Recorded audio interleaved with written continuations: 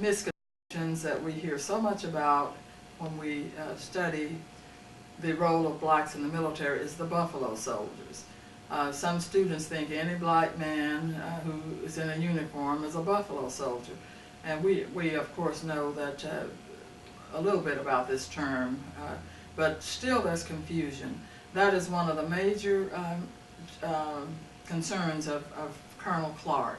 In fact, he has written several books and several collaborated with other writers, and has written chapters about this to clarify this. So Colonel Clark, just who were the Buffalo Soldiers and why is there so much confusion about them? According to a legend of the Old West, the term Buffalo Soldiers was first applied to members of the 10th Cavalry sometime in the late 1860s.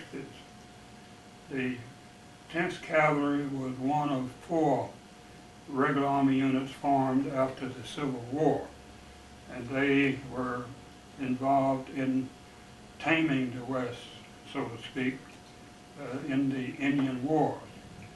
The term, according to the legend, was applied to them because either they fought like cornered buffaloes, or their matted hair was somewhat similar to the hair of the buffalo, or 3, that when they were in the wintertime, they wore coats made from buffalo hides. Now the other 3 units also had the name applied to them, and they were engaged in these wars up until the early 1890s. What were those other 3? The 9th Cavalry and the 24th and 25th Infantry. These units fought in the Spanish-American War, and it can be said for the period from they first began fighting in the Indian Wars until the end of the Spanish-American War, they gained a reputation as being proficient soldiers, and they earned a number of medals of honor. So that at the beginning of the 1900s, the term Buffalo Soldiers meant proficient soldiers. It is said that the opinion of these soldiers was directly proportional to the number of hostile Indians in the area. When there were a lot of hostile Indians, these were considered proficient soldiers, and they were welcomed by the inhabitants of the areas. However, in the early 1900s, they began to be stationed in the South, and things changed drastically then.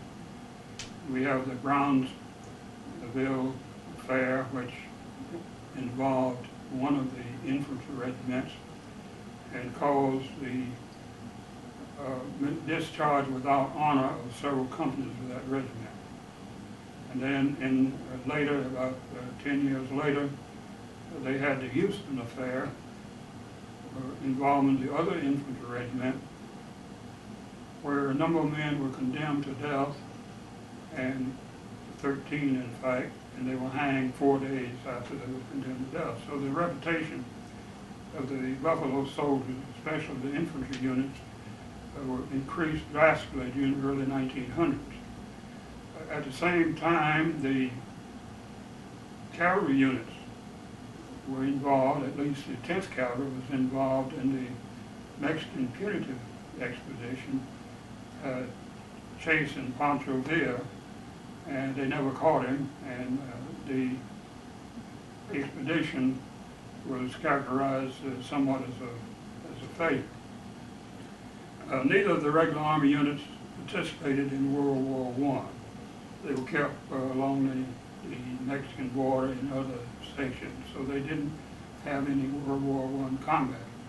However, many of their non-commissioned officers went to officer training school and became officers and served in the units that did go to France in World War I, including the 92nd Division.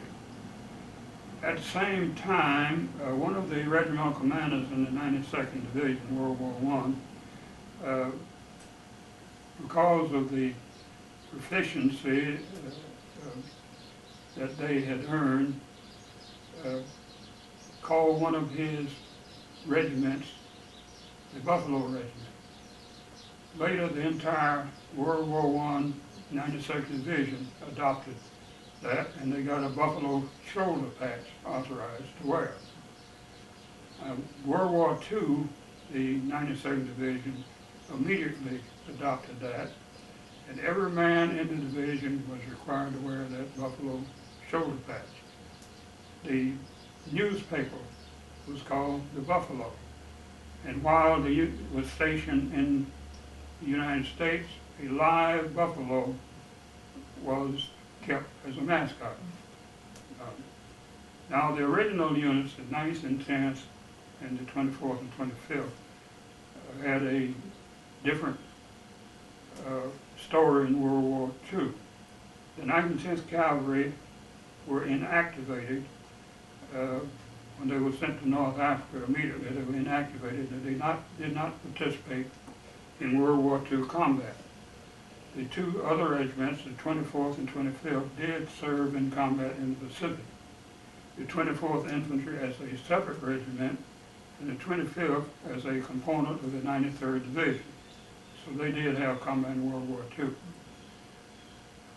In Korea, the only one of the original Buffalo Soldier units that served was the 24th Regiment.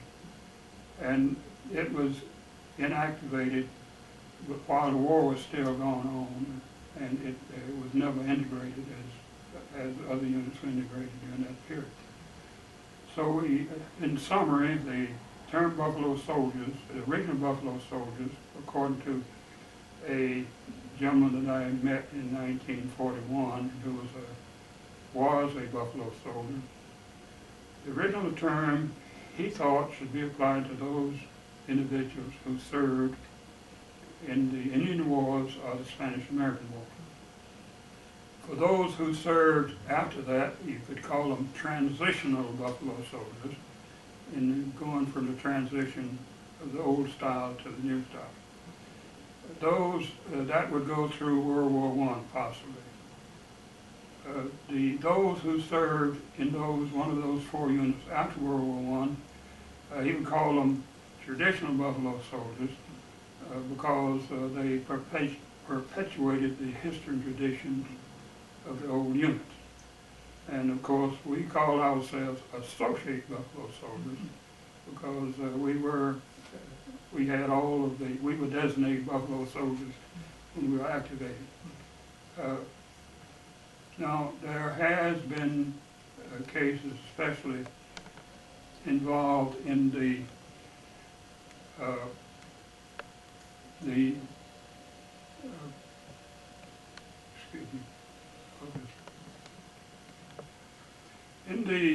public publicity surrounding the Buffalo Soldier Monument, the Buffalo Soldier Stamp, and the Buffalo Soldier Day.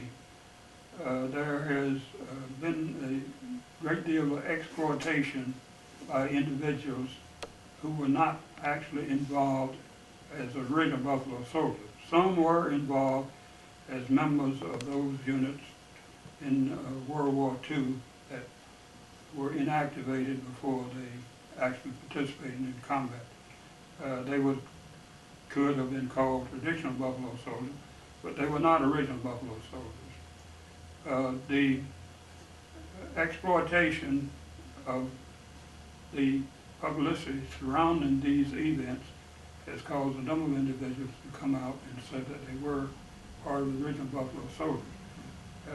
An example also of an incorrect statement was one national magazine came out and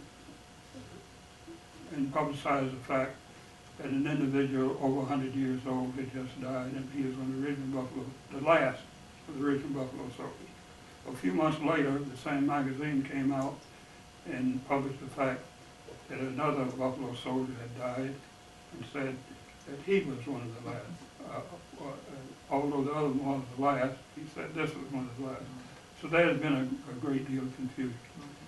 But in summary, the original Buffalo Soldiers could be characterized as members of one of the 4 regular Army units that served in the Indian Wars and was appeared in and about the end of the Spanish-American War. Others can be characterized Buffalo Soldiers, but not as original Buffalo Soldiers.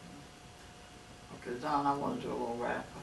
Certainly grateful to you, Major Clark, Colonel Major Clark, for this excellent insight into the role of blacks in the military.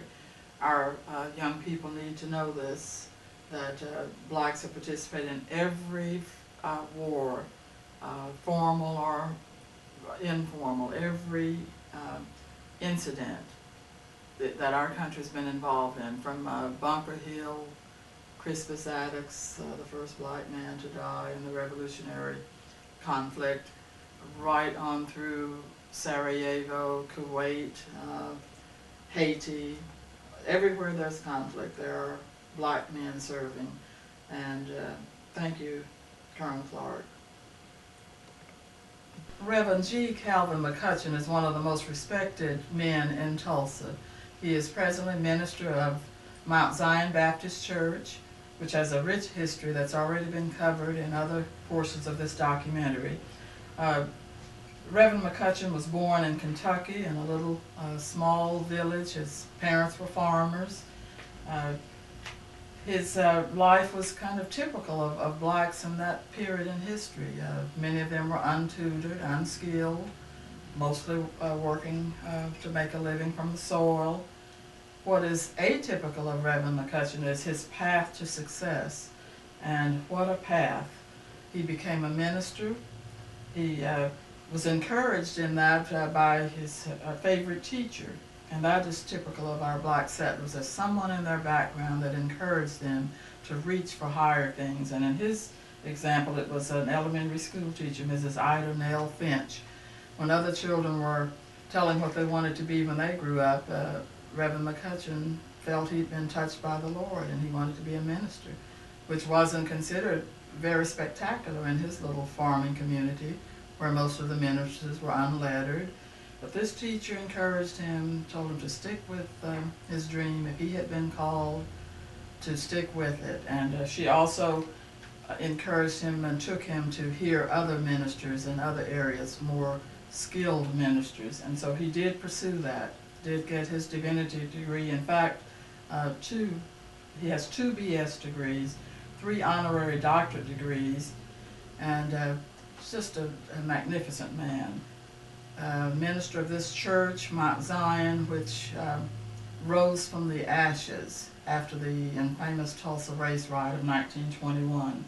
He is also a civil rights activist who with Reverend B.S. Roberts and others, integrated Tulsa. They're the ones who challenged unfair segregation, and he also has a beautiful family life. He's been married 40 years to Adeline, who has a magnificent story of her own. She was a nurse, one of the few registered nurses at Moton Hospital, which has been covered earlier in this documentary, Dr. Bates' example. She also, though, quit that job to become Tulsa's second black policewoman, where she worked with juveniles. And it is that we want Reverend McCutcheon to talk to us today about. The rich legacy of the church we will cover in other portions of this documentary, but today we want Reverend McCutcheon to tell us about what it was like to be part of that civil rights activist, for a minister of a man of the cloth, a minister of God, to have to challenge unfair laws, to have to break laws, and what it was like to have his wife be a policeman in the city at that time. So, Reverend McCutcheon, tell us about those events in your life. I was asked to get involved by the Reverend B.S. Roberts. I think it was because I was a younger man and he needed a lot of help because so many ministers seemed to have a little problem of sticking their necks out and getting involved, and I was young and energetic, and was one that was asked. And we met possibly twice a month with the kids. Sometimes almost weekly, we had an activity where we had to feed the kids and keep them in a group, because we would go around the various eating establishments, staging the sit-in. We spent a lot of personal money, because some places we would take the kids to go in and check to see whether they would let them eat in there.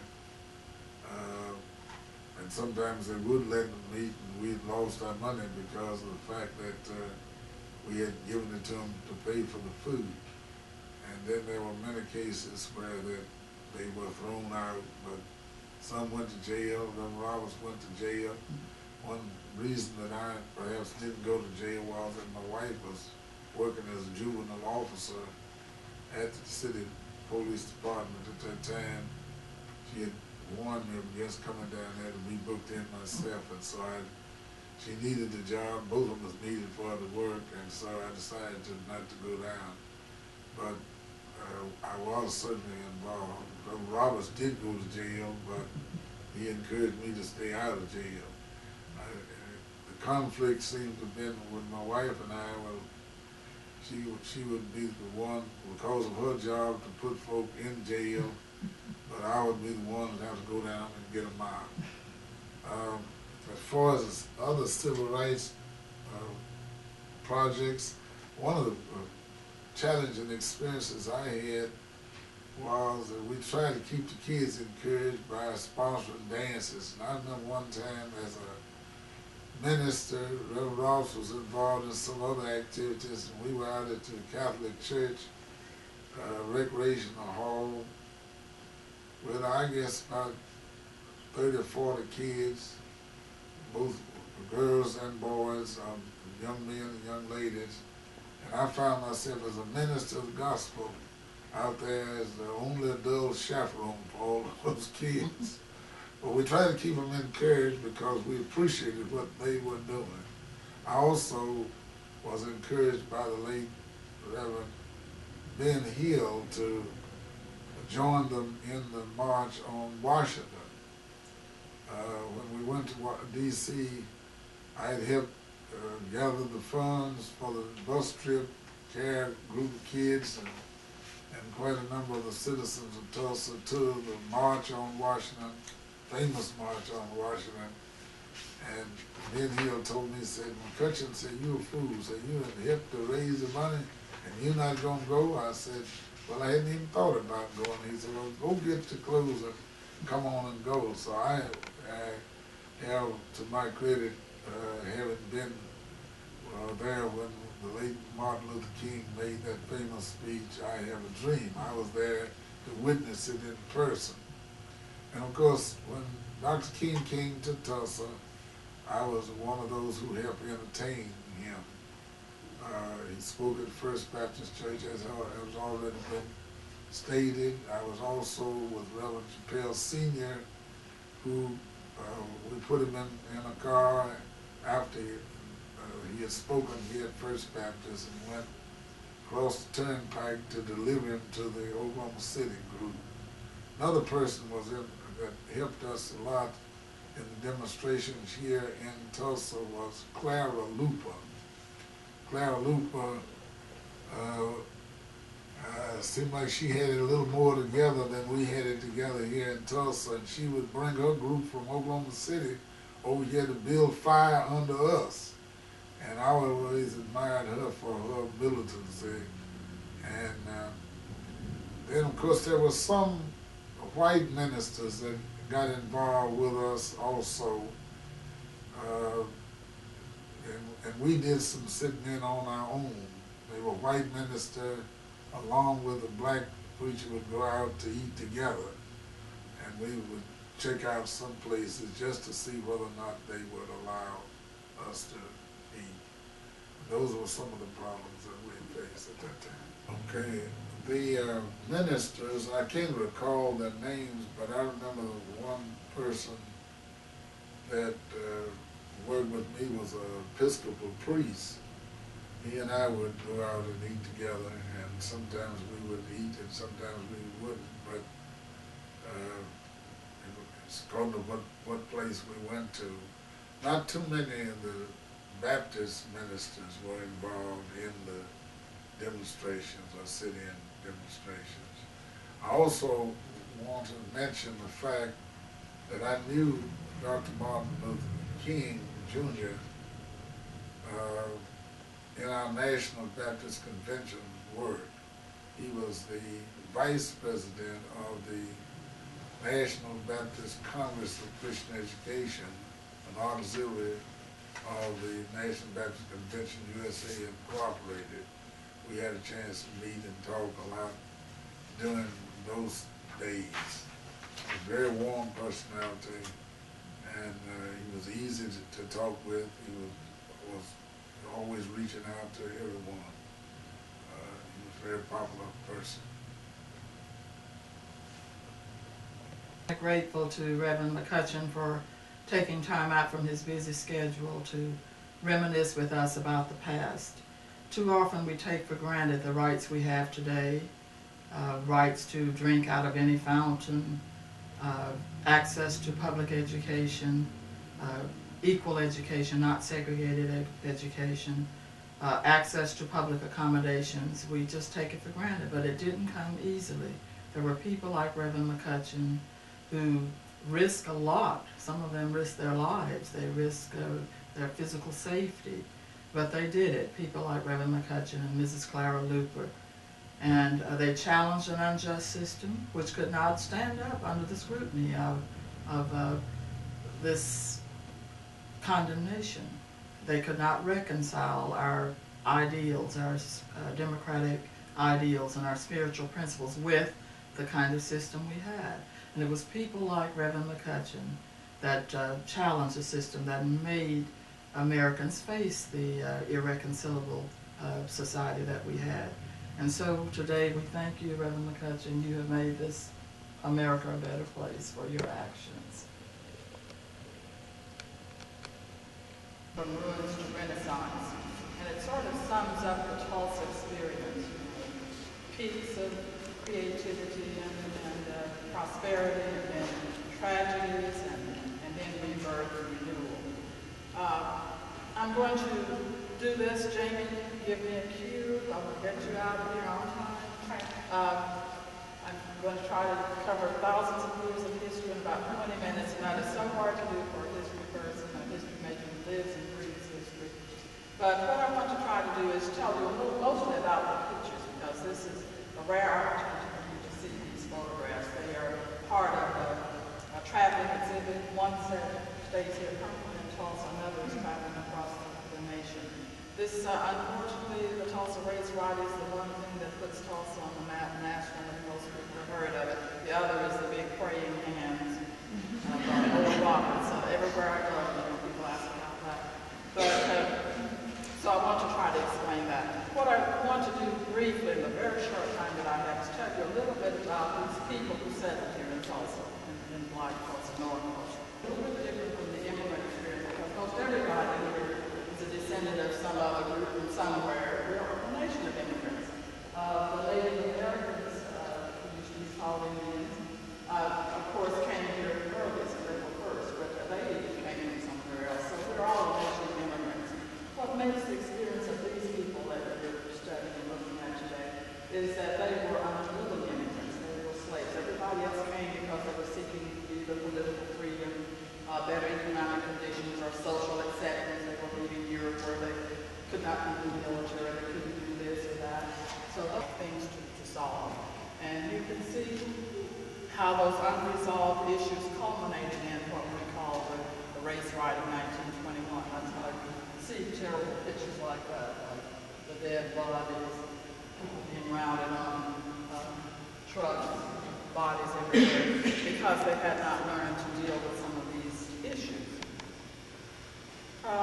So that's who they were. And we don't have time to go into the slave experience, where they came from, slave ships and all that, conditions.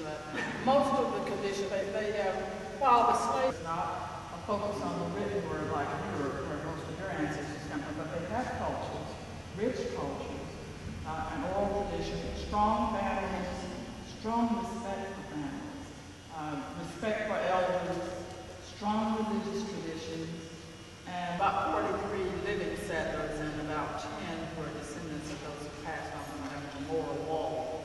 And we're finding out that all of these had something similar in the reason for coming to Oklahoma. And most of it was tragic.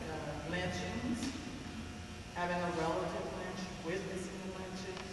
My own grandfather came from Sulphur Springs, Texas, because he witnessed the lynching of his best friend. They had done nothing wrong, but there was anger about something, and they happened to be riding through this field area, and a mob got after them. They just wanted to make an example, and there were 2 young black men. And my grandfather hid, and he told me this years later, and how he looked, and you can see he was hiding and just being absolutely quiet because his life depended on it. And he saw his friend hanging, and he said he had to get out of Texas. He could not live there anymore. Most of these people who came here have similar backgrounds. Some actually left lynchings. Even Mr. Thompson's grandfather just barely got out of Alabama on a similar case. His John's grandmother was in the grocery store, and this fight Alma got into a little spat or something, and he slapped his grandmother. His grandfather, even in those days, it meant risking your life. Some would stand up for their families, and he did. He beat this man nearly to death. And in the night, he had to get out of Alabama because he would have been lynched. And there was an underground NAACP people who would help to get these people out. And that's how his grandfather got to Oklahoma. That's why he was alive today. And it just that my grandfather made a sound, he would have been hanged, and I wouldn't be here today. So most had some kind of background like that. They did not find the promised land they were looking for in Oklahoma, let's say that. First of all, it was not those who came before 1907, before statehood, and a few came. I understand you've been down to the council, which is Oak Creek. A few blacks, we interviewed some who came over with the Indians. They were either slaves to the Indians or free. In fact, when Oklahoma was trying to become state, the Indian Territory and Oklahoma Territory were about to join. They were drawing up their constitution. They wanted to put segregation in the constitution. But the president at the time was Theodore Roosevelt, who said he would not sign it, would not ratify, they would not become a state. No state could have segregation in its constitution. So they followed the law so they could become a state. But the very first thing Oklahoma did upon statehood was to convene its legislature and to draw up one of the most rigid segregation constitutions in the United States, which, by the way, was on the books until 1970. My students remember. I remember we went down and voted to repeal, to finally get that legislation off the book. It made us a laughing stock on the nation. Held us up to ridicule, but we didn't deserve that by that time. And they also put in a grandfather clause. You could vote if your grandfather had voted in the election of 1860, and whose grandfather professor. And he has a quote in there about the Constitution. And they were very concerned about keeping the vote pure, meaning in the hands of white males. And it said on there, the vote cannot, it's an exact quote, cannot be, we cannot let the vote get into the hands of felons, the insane, and women. We'll right in there with felons and insane. So I'm afraid these poor people who thought they were finding a great promised land didn't find it, but it was better than in the Deep South.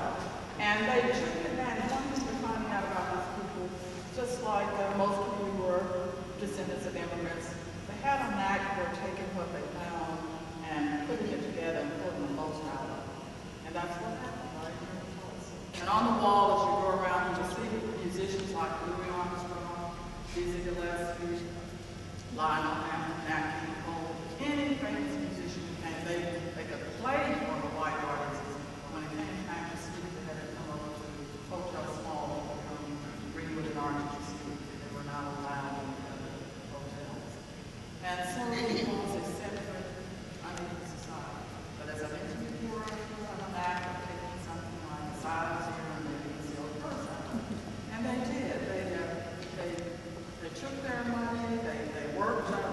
Most of them worked in servant classes, worked for rich old and one lady who was the maid to the males, the rich males. And they have such fascinating stories to tell. They saved their money. Actually, it was just turned over right here in this community. The money didn't go out. It was all turned over right here in the community. And that is why eventually Greenwood was called the Black Wall Street, or the Negro Wall Street of America, because there was so much money here. There were people who were millionaires. Some of them were quite eccentric. One of my favorite stories was a little eccentric man and they didn't trust banks, so they kept the money at home. And this little man wore overalls, always, nothing but overalls.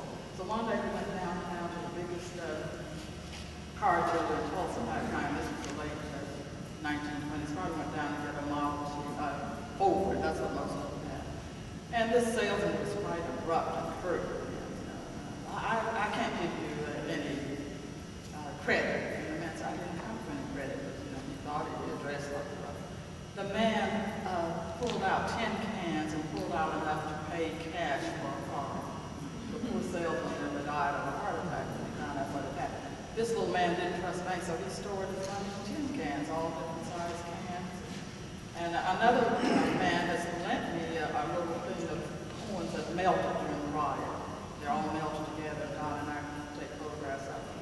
His father didn't trust banks and kept his loose change in an old mailbox. And it got so hot when the coins are melted together. And I have those in my hand right now. But this was what these people found. And what did they build? Everything. They had drugstores, hotels, doctor's office, law offices. In fact, let's just look on the wall and see some of the things they had. Keep in mind the riot. We're going to get back to that. The pictures of the mobs. And then here are some of the little offices and all of Dr. A.C. Jackson had an office on Greenwood. Next door was his brother-in-law. Have you heard about any of this? In any kind of riot, there is an immediate catalyst, and there are underlying things like the iceberg. One of my favorite books about riots and revolution is the Haitian Toussaint Louverture, or rebelling against political oppression, economic oppression, or social oppression. That's the underlying thing. So while we might say this riot started because Dick Rowland bumped into a woman and that they said he assaulted her and all of that, that is the catalyst. But underneath were all kinds of political, economic, and social repressions. All kind of unresolved things. That was just something on the wall down there tells about the riot. And it says that Dick Rowland got off an elevator and it didn't land. I heard that it didn't land even. And as he got off, he fell against this woman and she screamed. And there was an eyewitness and he spread the word that the man had assaulted the woman. There's another story, and some of these little 80 and 90-year-olds that I've interviewed have told me this. The other story is that Dick Rowland and this woman, Miss Page, were an idol. Get that? And that later they went to Kansas City and married and used to come back and visit. Now, I'm trying to get real documented. In my book, Mr. Thompson and I are doing 3 things. That we're doing pictures like this of the people. We are doing a videotape. He's taking video now. And I'm writing a book. And the University of Oklahoma Press is waiting on that I can get through. But I'm having too much fun with interviews and get finish the book. But anyway, some of these little people, when I saw a little 91-year-old woman who says, oh yes, I knew the Rowlands. And that's true. She did, they did marry, and they did come. What I want to do is get to Kansas City and try to find a marriage license. I've heard 300, I've heard, vastly things up to 3,000. It's sort of like the French Revolution. You'll never know for sure because some of the bodies were just unceremonious. They got through the Arkansas River. Some we're just not sure. And but we do know that most of the men were whites. Most of the whites are mostly whites, but the blacks were the most harmed and mostly outnumbered. And some things we're looking at in history, I find some fascinating documents. And I have found some things that no one else has. Now, other people have written about the riot, but we have, Don Thompson and I will have some things in our book that no one else has because we have found some sources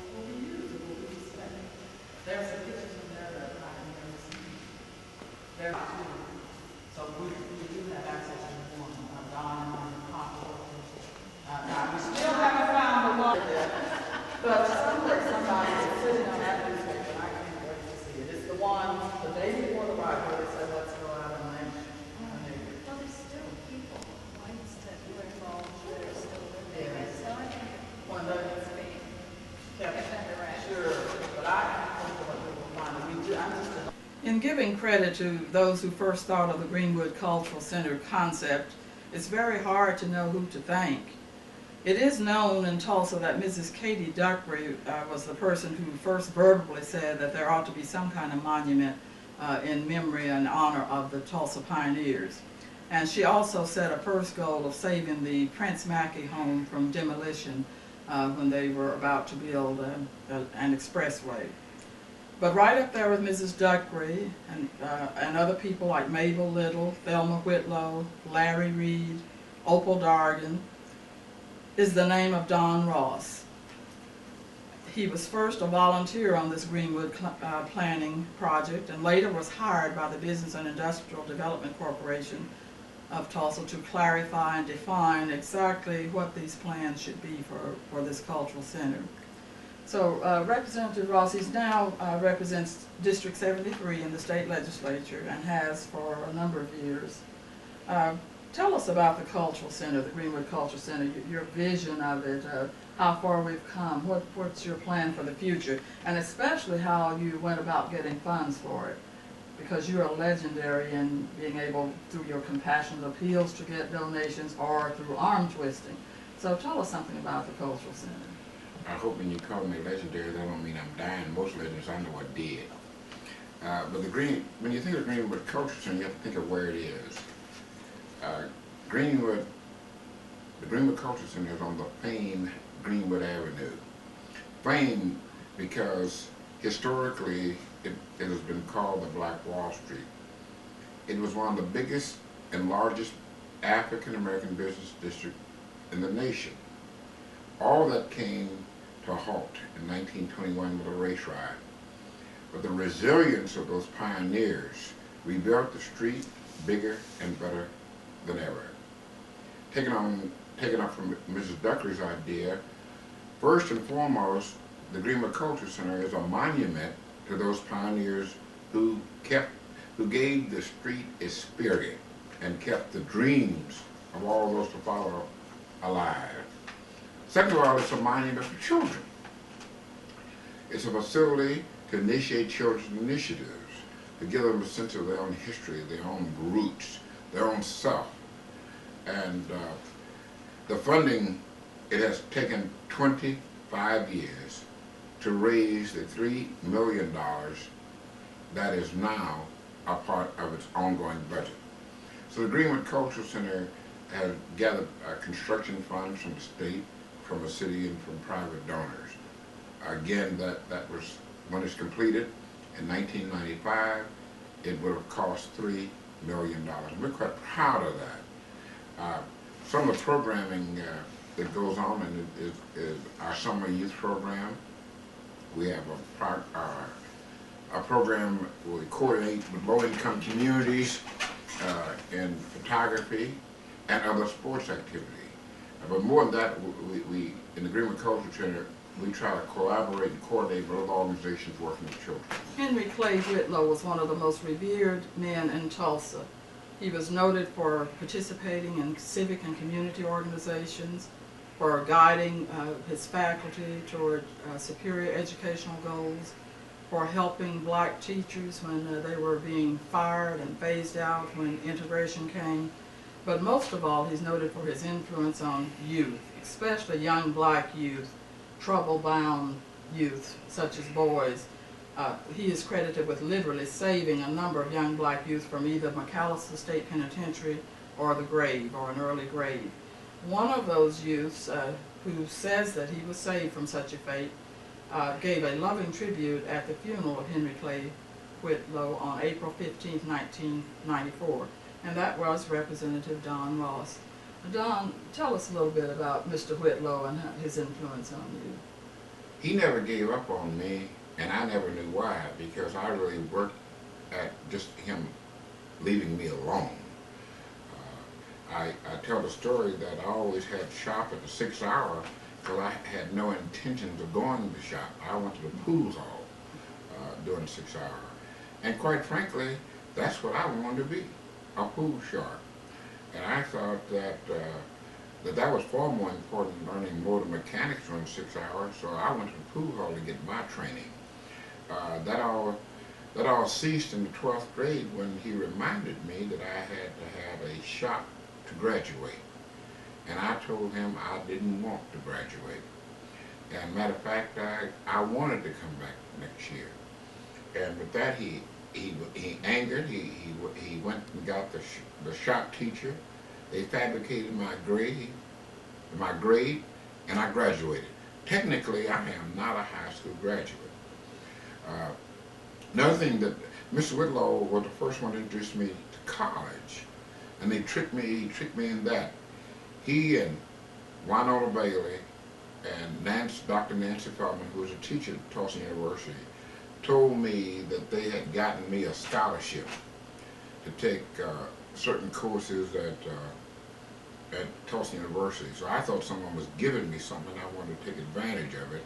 Well, I found out years later from Ron Bailey that the three of them actually paid for my coursework at TU. That was my first introduction to college. And after those 6 or 9 hours, I don't know which, I never quit going to school. It was 30 years later that I got a bachelor's, and 35 years later when I got a master's degree. And all along the while, Mr. Whitlow kept in contact with me, asked me how was I doing, how could he help, an occasional phone call, but it never got for me. My fondest memory of him was when he was chairman of the Community Rights, the Community Relations Commission. At that time, they had the jurisdiction of implementing the public accommodation law. Russians wouldn't serve African Americans, and I can remember one day I went to a place called Bob's to test, and so happens Bob was closed that day. I surmised that had he been open, he would not have served me. So I went to the Community Relations Commission and filed a complaint against Bob for not serving me. As fate would have it, at the very time I was filing my complaint, he wouldn't serve me, he was in the hearing with the Community Relations Commission on another charge of not serving blacks, so he could not have not served me. Well, Mr. Whitlow talked to me, and I told him it was true, and I never relented on the fact that I was not served. What he did, in fact, was tear up the complaint. The bottom line of that story is, had he not, it was a felony to make false charges. And had I gotten a felony, I could not have served in the legislature, and I probably would not be whatever successes I may have had because of that incident. There are any number of things that I can point to, but more than that, he was a person who was involved. I think that he was influenced by Dr. Ellis Woods, and I think Professor Woods may have had the same kind of influence on him. And he took that tradition of working with people that Mr. Woods taught him right on down to my generation. And I'm not the only one, and I wasn't the worst case scenario, but I was close up there. So I credit Mr. Whitlow in not keeping me in school, because I enjoyed school. I just didn't want to get out. So I credit Mr. Whitlow for getting me out of school, because had I flunked the 12th grade, there's no doubt in my mind I would not have returned the next year and graduated. Had I not graduated, I would not have gone to college. Had I not gone to college, I would have done a lot of things that I'm quite proud of that I've done. Thank you very much. How are you going to hear? I'm so simple. Oh, yeah. You didn't know you were coming through really hard, didn't you? Yes, really. We're in the Mabel Little Heritage House at the Greenwood Cultural Center. And North Tulsa is so proud of this center. We know that Mrs. Katie Duckery first had the idea for this, and that others like Mrs. Whitlow, Mrs. Dargan, Larry Reed, and many others helped to earn the first $100,000 for building this center. But we know that we would not have this beautiful center and the $3 million that we have allocated to it without the help of Senator Maxine Horner and Representative Don Ross. So today we're going to talk to Senator Horner. We're so proud of what she does, her total commitment to the North Tulsa community, her just unwillocated here at the Cultural Center. She and Senator Penny Williams worked so hard on the bill to fund this. So Senator Horner, tell us more about your commitment to this center, this project. Why are you so concerned and so dedicated toward this? Well, thank you so much, first of all, Lady Faye, for having me involved in this project. And I want to mention a couple names, Mabel Rice and Shirley Johnson, because they were also very instrumental in the very early folks who were involved in raising that money for the initial project. The Oklahoma Jazz Hall of Fame is important because there is a rich history to be told.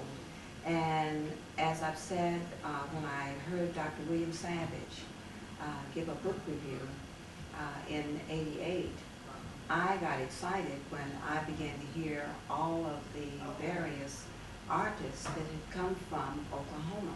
I knew some, but I didn't realize until I really read his book just how rich our heritage is here in Oklahoma. And many people think that everyone is located in Kansas City or New Orleans or on the East Coast or the West Coast. But what we have here in Oklahoma is probably the best kept secret. So I think it's important to carry this history on and to our young people so that they know, and for those who are going to study the art form, that they have an opportunity to know a little bit about the Oklahoma contributions that have been made by many of the artists. And what about schools? You were influential in getting this music information into several schools. What about that? Yes, and you were very helpful also in working with us when we took the program to McLean High School, and that was to start a jazz lab at McLean, and we have now moved to Central High School, hoping that that is going to be the fine arts school for the city of Tulsa. So presently, I'm happy to say that there's dance, there's drama, there's art, and along with the jazz lab. And so we hope that through the program there, we will be able to bring in artists. And one of the exciting things with the principal there, and I know you'll love this, because she wants to also incorporate a curriculum that will talk about law, what one needs to know, contracts, those kinds of things, and have different experts come in and discuss all forms, because maybe everyone is not going to be a performing artist, but they can know the business angle of the art also. I've heard that you're legendary at the Capitol for getting people on your side, and if Maxine Horner asks for the money, it comes. Do you have any stories about that, how you work with those people and getting funding for your projects? Well, I guess one of the things that I'm very proud to say that having the colleagues kind of convincing them that this is important, and I think when many of them became aware of what we had to offer, then I think the support came.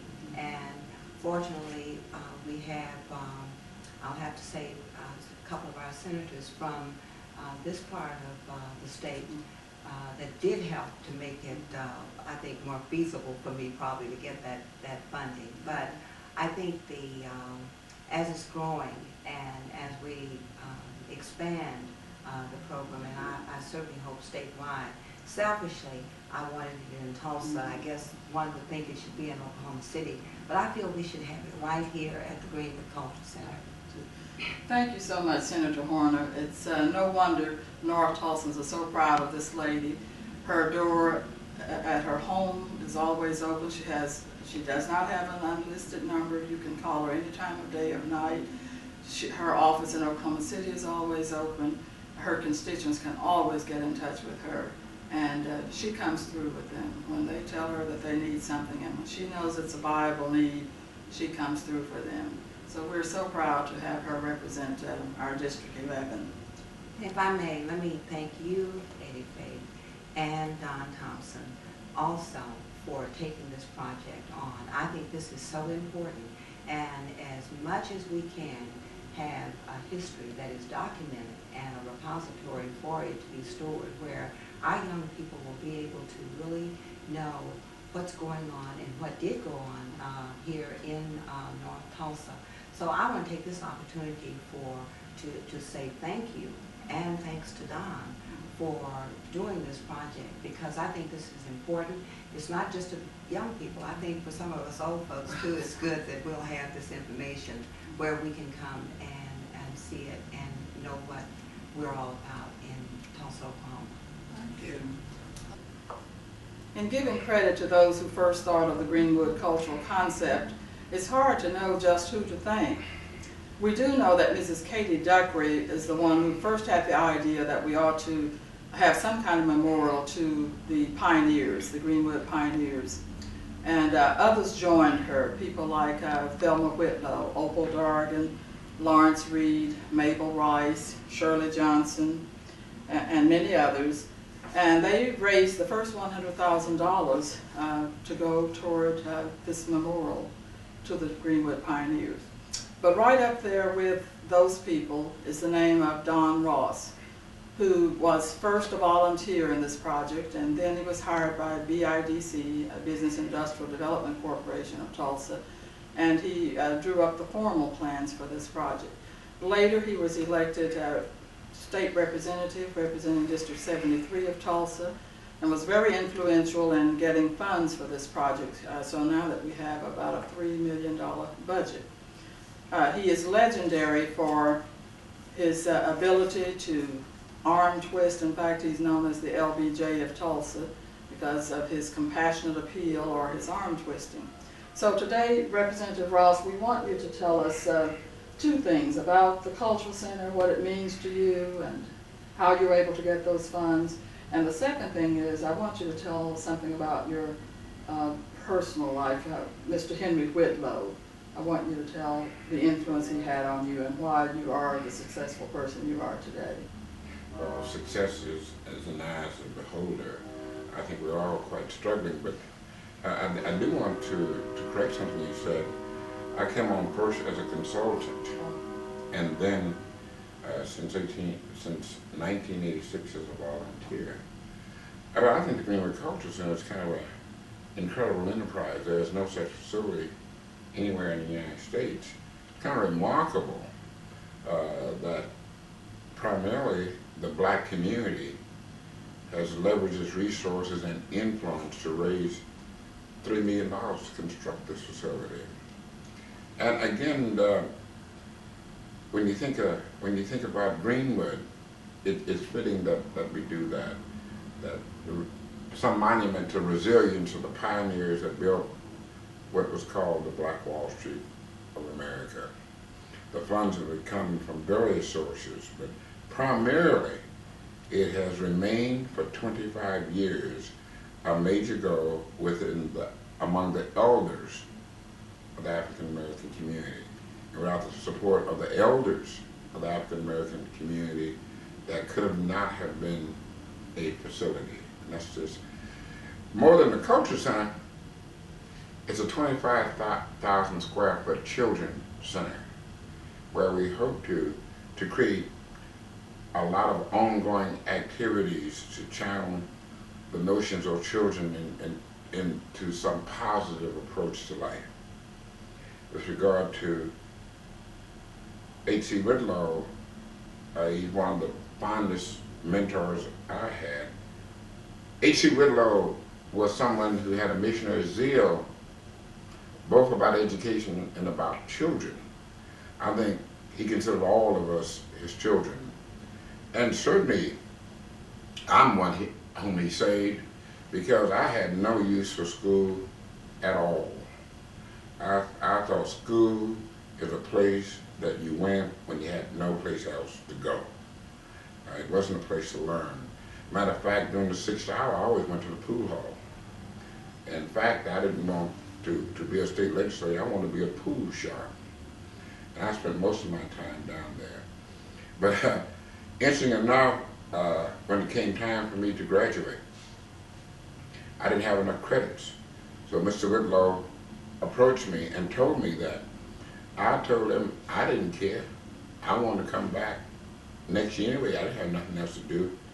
And he said, nope, you getting out of here. And at that time, he called together Ben McKinney, who was my tailor instructor, told him he didn't care how he did it, but get me out of high school. And I marched. But technically, I'm a high school dropout because I never finished that tailoring course. Whitlow also pushed me into college. What he did is he and Nancy Feldman and Y. Bailey told me that I won a scholarship to Tulsa University. In fact, what they've done is pay the tuition for me to go. And I went to college for 35 years to eventually got a bachelor's and a master's degree. Mr. Whitlow was an influence in my son attending Oklahoma State University on scholarship. So the educators of my day cared, and the children, students were not just attending school. They looked at them holistically. And I don't think we do that anymore. So my memories are very fond of Henry Clay Whitlow. He was a major, major, major influence in my life as a child and as an adult, and I still miss him. You said one of your fondest memories of Mr. Whitlow was the time he tore up that false affidavit you made. Tell us about that. Well, Henry Clay Whitlow was the first chairman of the Human Rights Commission of Tulsa. It was called the Community Relations Commission at that time. And one of his major responsibilities was to monitor the new public accommodation ordinance. There's a restaurant owner on about 2nd in Detroit that refused to serve African Americans. And so the Congress for Racial Equality Corps, at the time a civil rights organization, would test it. And when he would refuse them, they would file a complaint. Well, myself and Billy Roundtree decided to test him one day, but so happens he was closed. So we said, well, had he been open, he wouldn't have served us no way. So we went down and filed a complaint on the gentleman. And as fate would have it, at the very time we allegedly were refused, he was meeting with the Community Relations Commission on an earlier complaint. So Mr. Whitlow and Lois Getchell knew I was lying. I never really recanted. And for false accusation by law is a felony. So had they actually filed that complaint, I would have been charged with a felony, certainly to be convicted. Had I been convicted, I couldn't have served in the legislature. But what they did, in fact, was tear up the complaint, and I've never heard about it. I never even mentioned it to Mr. Whitlow until many, many years later. He just laughed at me and told me, boy, I knew you was lying, but you didn't know the trouble you were in. So I did just spend any number of these fond things. I spent a lot of time with him, recanting old history, his involvement with Thurgood Marshall and lawsuits about teacher segregation. H.C. Whitlow created one of Oklahoma's first black credit union, the Tulsa colored credit union, that didn't go out of business about 10 or 12 years ago. Many of the teachers who bought those homes, it was financed by the credit union. I have collected all his records and his whole life history in boxes, and I've been going through them and reading the correspondence and his protest to the superintendent for lack of attention in certain areas to Booker T. Washington High School. These are things that nobody ever knew about him. Henry Clay Whitlow was a protege of Ellis Woods, who borrowed, Ellis Woods borrowed the concept of Booker T. Washington, the educator. And that's how they created the high school here, that not only would you get academic training, you'd also get vocational training. So most Booker T. Washington high schools of my generation came out with the equivalent of a liberal arts degree in high school and some kind of vocational training, whether it was carpentry, motor mechanics, sewing, tailoring. I didn't. I flunked motor mechanics, carpentry, and tailoring. We're grateful to Representative Ross for telling us about Tulsa's early history. At Henry Clay Whitlow's funeral in April of 1994, Representative Ross gave a moving tribute to this gentleman. And he credits Henry Clay Whitlow with saving him from the fate of McAllister Prison or an early grave. And he openly credits Henry Clay Whitlow and other mentoring, nurturing teachers with causing him to have the degree of success he has today. Don, just... What's the name of the project? North Tulsa Oral History Project.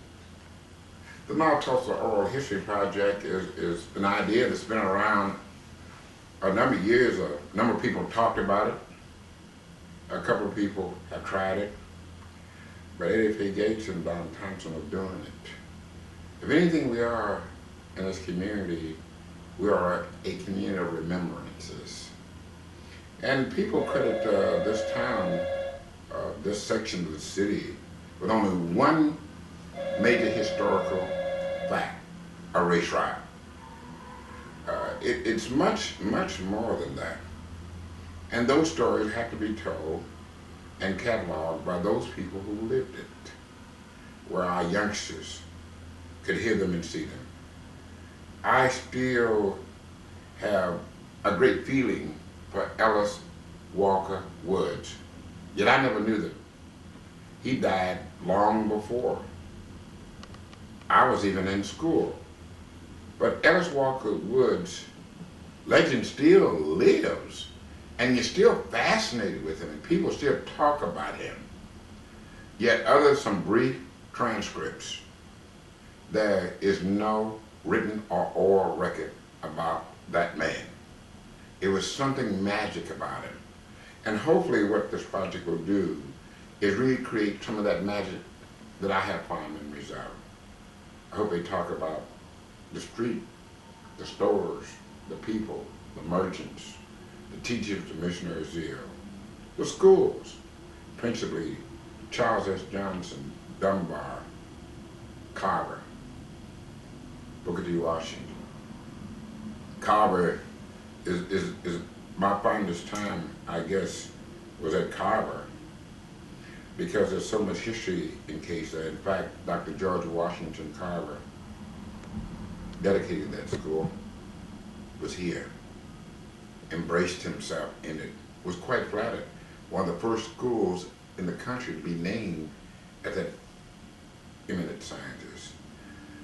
And it's fitting also that Carver has a history project remembering these pioneers, where the students and teachers there are going to build a monument to the very pioneers that this project's talking about.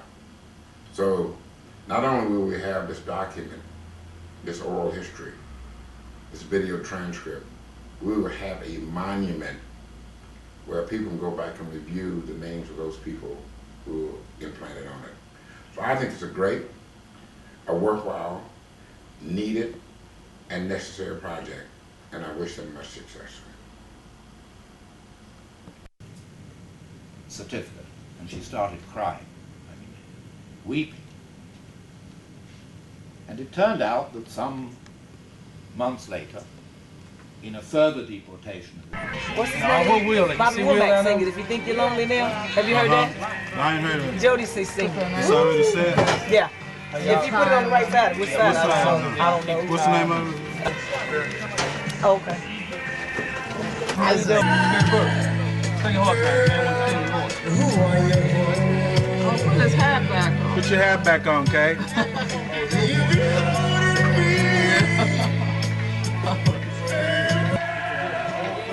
Carrie, look.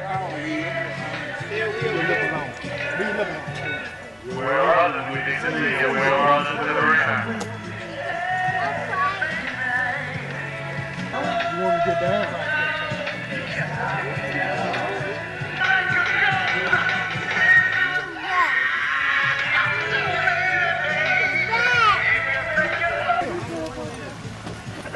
Hey, Cole. We don't even think it's Cole. Stand down there. All right, we're going to check the timer. Okay, started.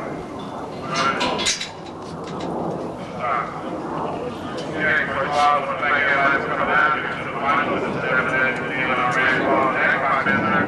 We'll be moving in that order.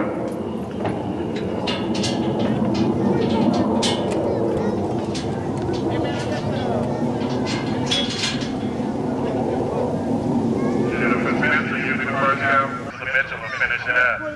Cowgirl Rosalie comes into the ring. Cowgirl's a mighty fine spirit decorator.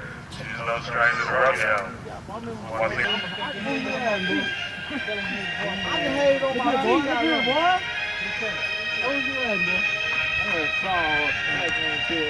And the spirit knows and you know them too. Look at that. I got that on one and she does that. She does that. Cowgirl at the time of the 1746. 1746. It's going to bring the curse down on the ladies' office bar racing in the winter.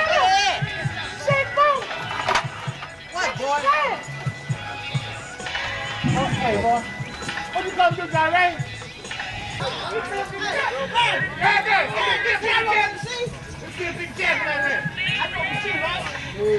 Bring your body on, Johnny, right?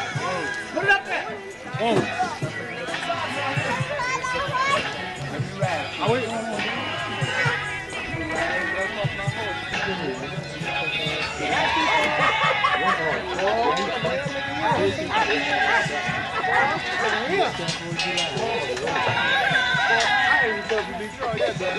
I'm not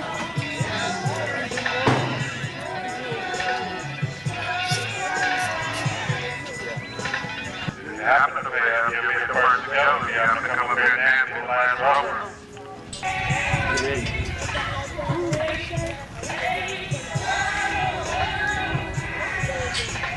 Next time the deal coming in.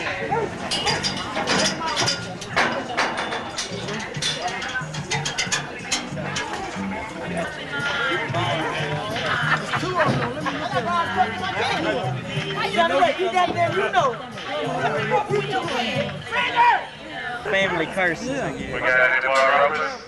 Yep. Any more ropers? That's it. First cap up for Tony Smith.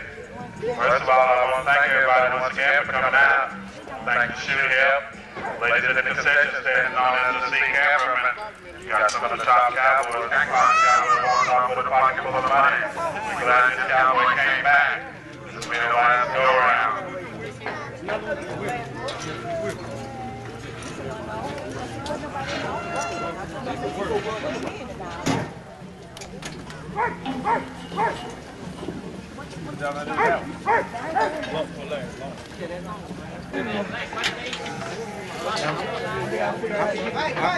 You seen that sign said working for a meal? Orange making that like this.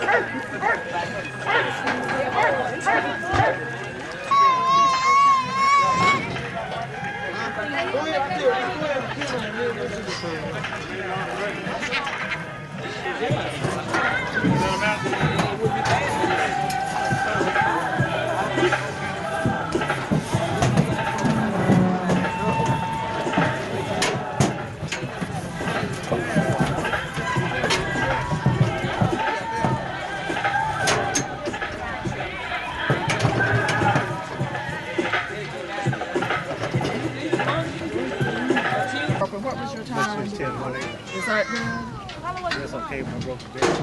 You did what? I was married for 10 seconds on my time. So that's good. Oh, that's bad. Okay.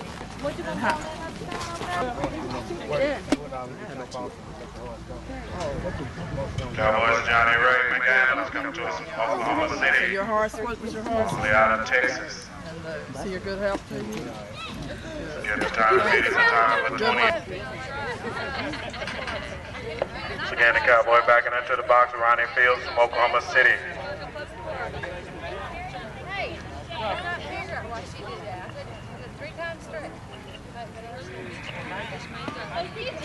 Come on, go Wendy.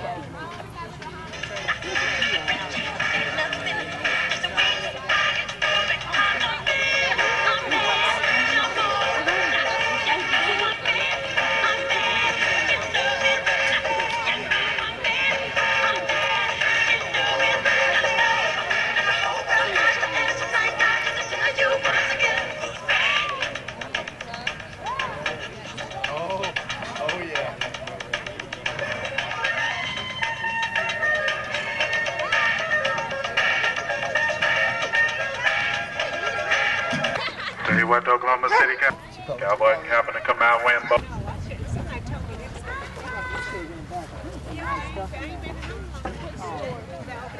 I was going to go over there today. That's a nice duffel now. The Rod Golf champion C. Carver for the 1994 season. Bob Foster makes his home in Tulsa.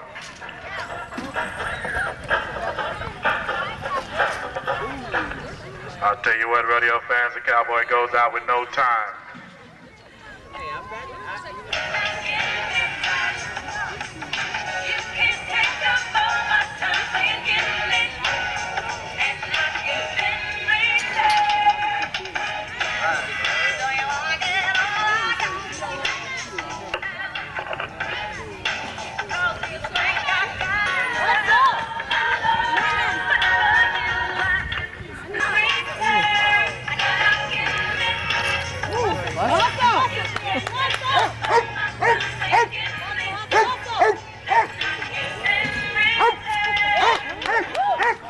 To bomb the Hungarian government's headquarters in Budapest, to bomb the homes of those Hungarian government ministers who were participating in or conniving in the deportation of Jews to the death camps.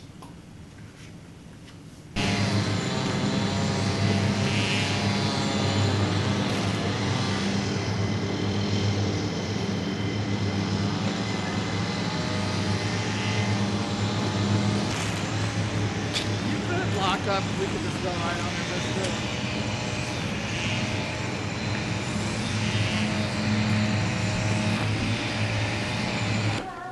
George Washington Carver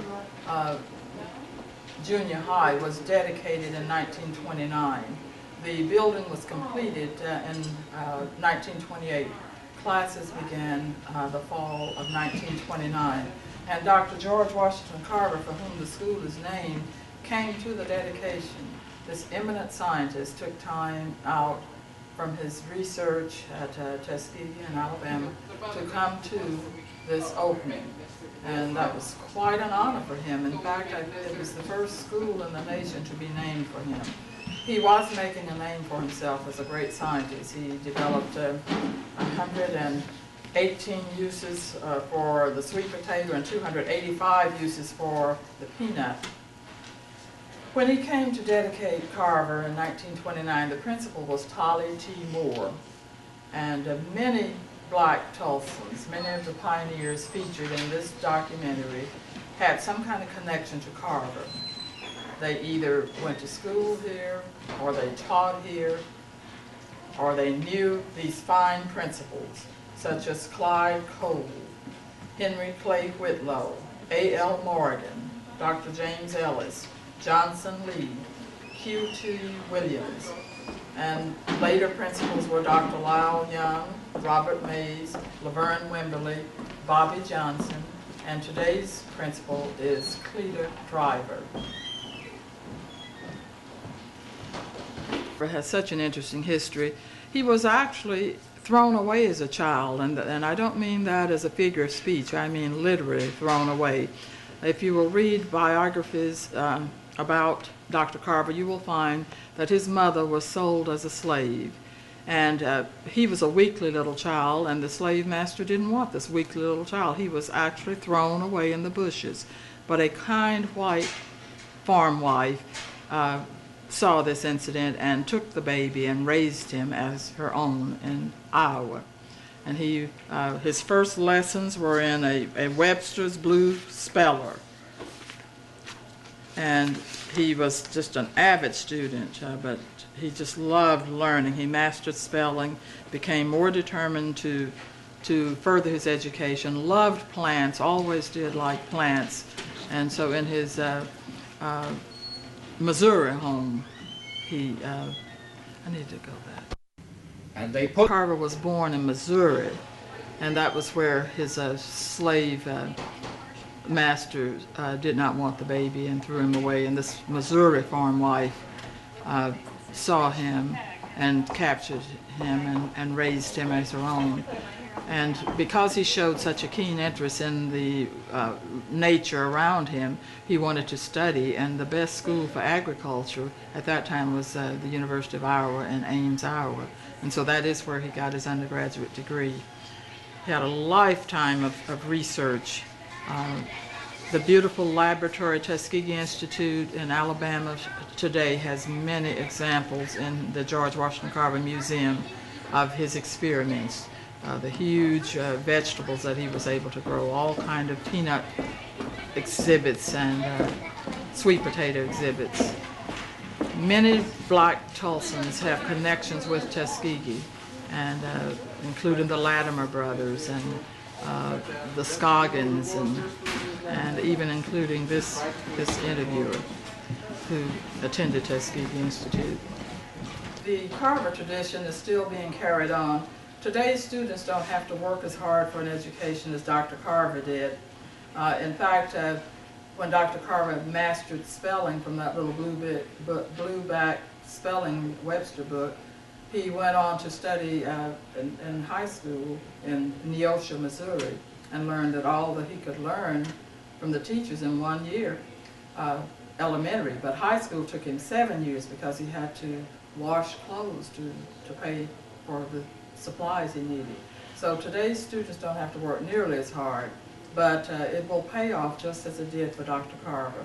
In 1890, after Dr. Carver had graduated from the University of Iowa, where he was the first black graduate and the first black to teach there, he was invited by Booker T. Washington to come to Tuskegee, and he did, and worked there for 50 years.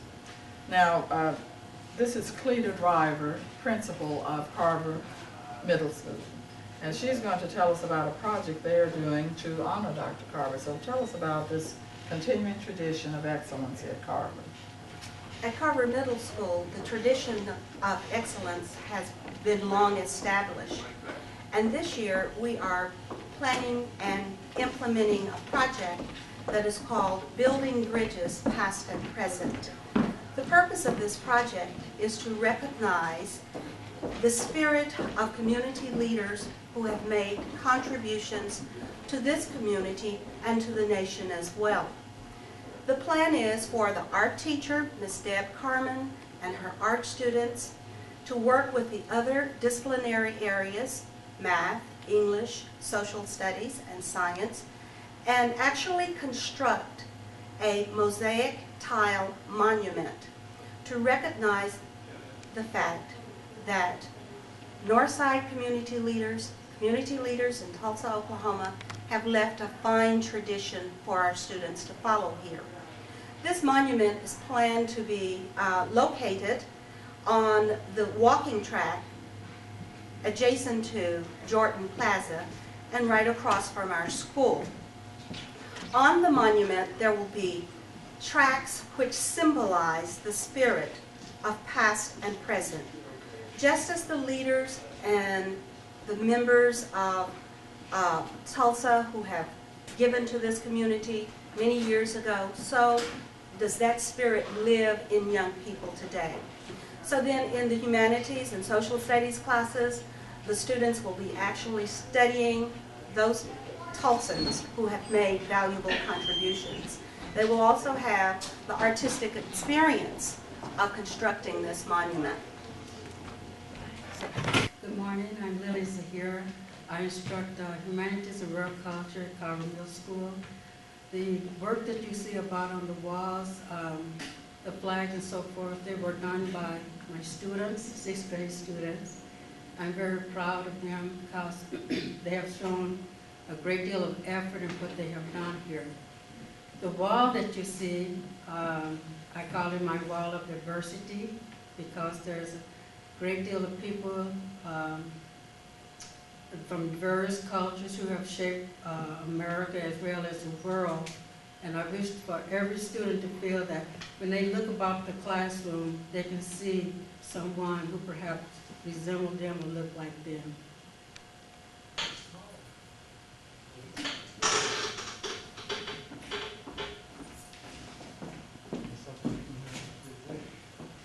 Maybe a couple minutes late.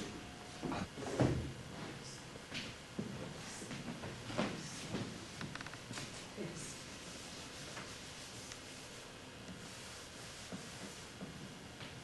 In 1991, Representative Don Ross, who represents Tulsa's District 73 at the state legislature, had the idea of doing a project called There Ought to Be a Law. He invited Tulsa Public School students to propose laws that they felt were needed. We had a response of over 500 students, and from that 500, 15 were selected and did go to the legislature. This is a picture of the day that the students went to the Capitol. Mrs. Zahir had several students who proposed laws. She went with them to the Capitol where they lobbied for their bills and had an eyewitness view of what it is like to be a lawmaker.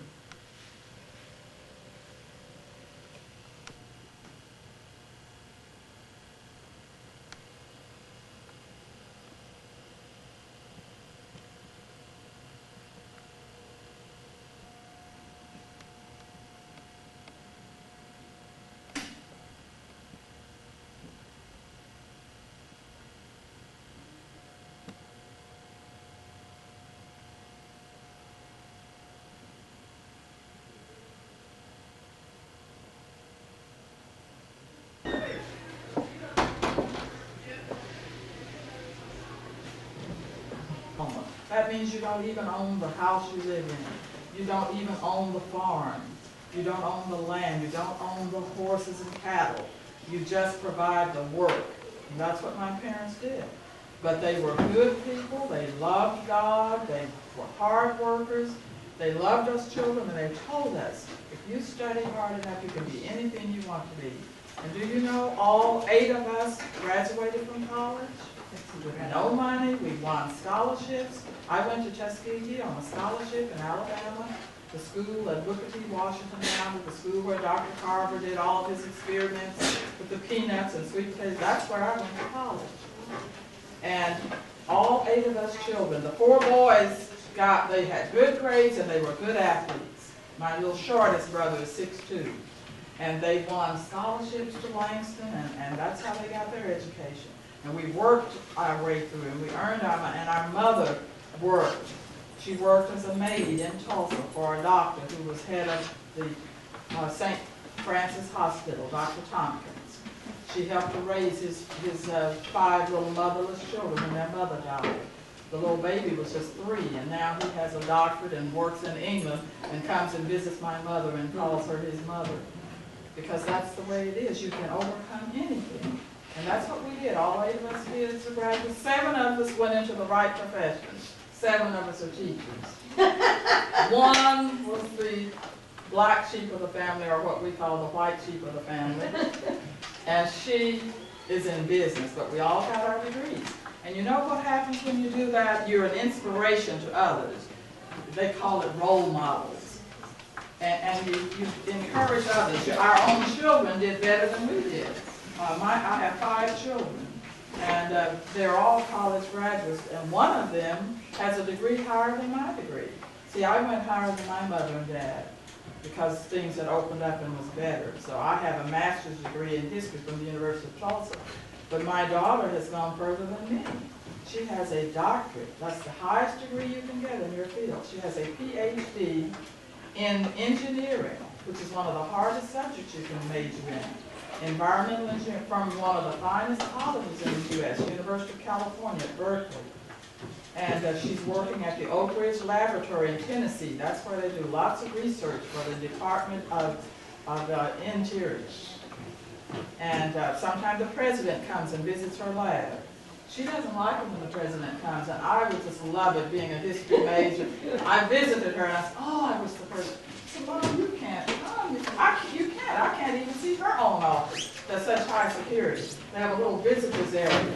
And that's as far as I have ever. I said, tell them your mother is here. She wants to see her office. It doesn't work. I will never see her office because I do not have the top secret clearance you need. But children, what I'm saying is work hard. I did. Because there's scholarships and there's all kinds of ways for you to work your way, to earn your way through college. All you have to do is be a student. Learn the lessons that wonderful teachers like Miss Madison are telling you. And you can be anything you want. You can get your PhD, and you can write books. And you can be a scientist like Dr. Carver. And so that's what I want to tell you. Today we're going to take a few pictures. We're doing a project. Mr. Thompson is the photographer, and he has won all kinds of awards with his photography. He first learned about that in the military. They handed him a camera and told him that that was his assignment. And so he studied all he could study about cameras, and now he has pictures that have been in exhibits in the state and the nation. He's had exhibits, pictures hanging at Gilchrist's Museum. So you can just do anything you set your mind to. We're doing something on North Tulsa, a documentary. And your school is one of two schools that's going to be in it. We've already been over to Carver. We had to do Carver because it's named for Dr. George Washington Carver. And now we're coming to Roosevelt. And the reason I'm coming to Roosevelt is because this school has such a tradition. It's named for Theodore Roosevelt, one of our most famous, aggressive, assertive presidents. And so you're in a fine school. And you have one of the finest teachers I've ever known, Carver Madison, who values and nurtures each individual in society. And she wants to bring out the best in you. So that's why we're here. I met Mrs. Madison 3 years ago, well longer than that, but 3 years ago she participated in a project called There Ought to Be a Law. This was a project of Representative Don Ross where students would write laws. One of her little students, Lamika McGill, was a third grader then, and she wrote that there ought to be a law against homelessness. A homeless person had come to this school, and she had talked to her teacher. She said, but I thought they passed a law, and I thought there would be no more homeless. She was very upset that there were still homeless people. And so she wrote a bill, and that bill was one of 15 that Representative Ross did take to the legislature. I was Social Studies Chairman at the time, and I coordinated that project. We had over 500 entries. Surprised everybody to death. They didn't know they would get 500 laws proposed by Tulsa students. But from that 500, they chose 15 to actually have the students come to the Capitol and lobby and try to get their bills passed. And about 5 made it through the process. And we did go. Mrs. Madison, we have a picture over here on the wall where we went to the Capitol that day and those students lobbied. Little Lamika McGill was one of the 5 who got her bill through. Her bill... She was in the 3rd grade. She was in the 3rd grade, 9 years old. And her bill, Walters, well, the legislature kind of doctored up a bit, but she went to the Capitol. She was so little she couldn't reach the mic at the Capitol. And Representative Ross picked her up and held her in his arms and held her in front of the mic. And before this packed legislature, she told them why there ought to be a homeless law. There wasn't a dry eye in there, moments I've ever seen. That little girl's bill was enacted into law.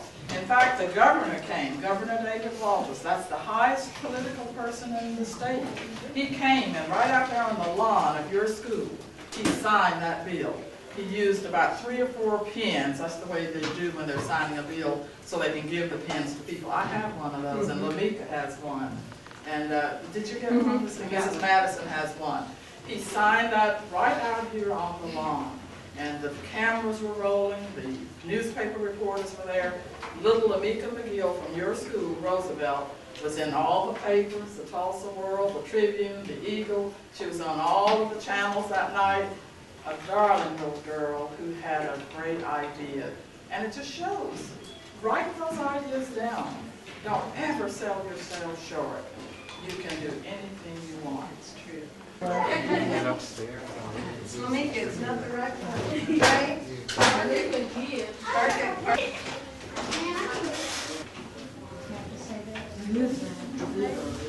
Yes, it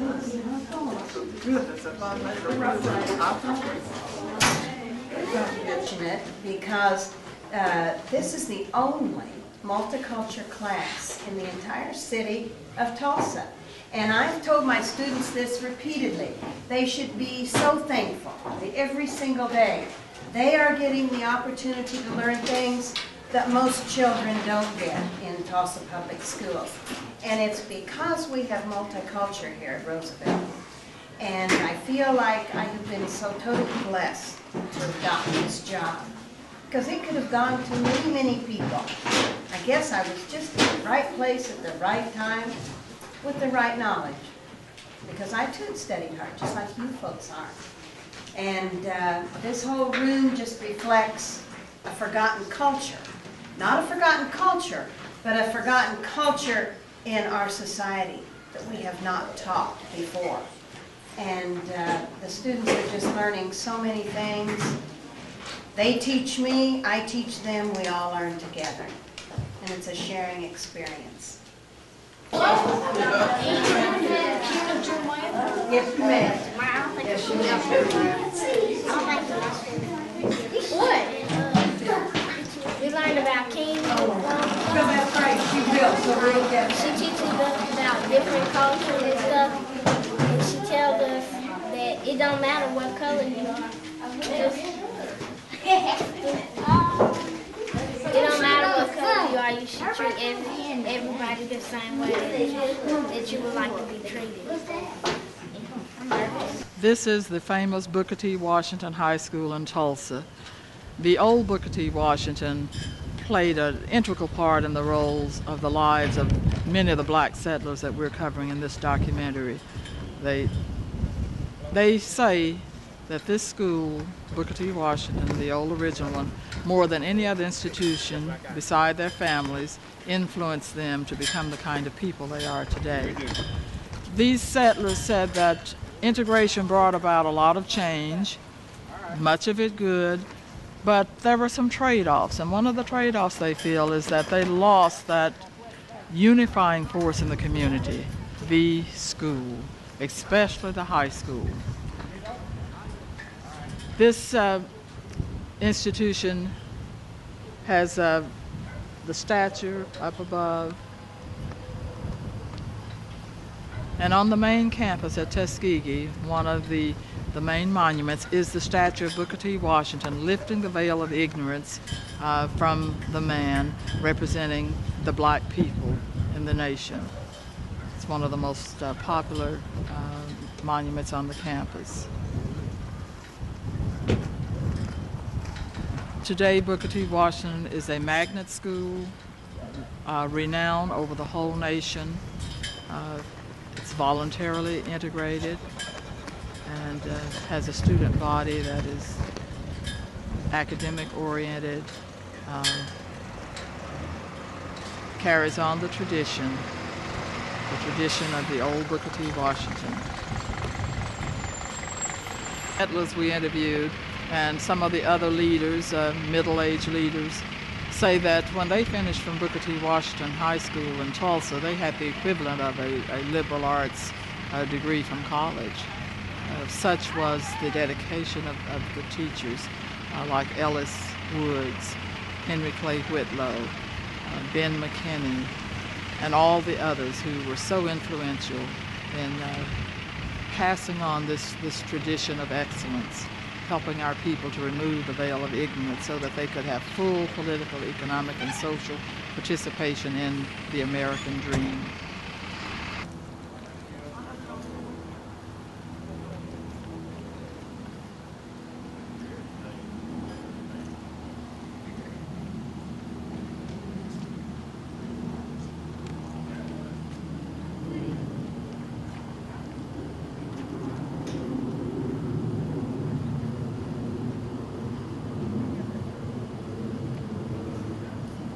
This is Morningstar Baptist Church, the church of Dr. T. Oscar Chappell, one of the most powerful and important influences in the North Tulsa community. Upon Dr. Chappell's death, his son is the new minister.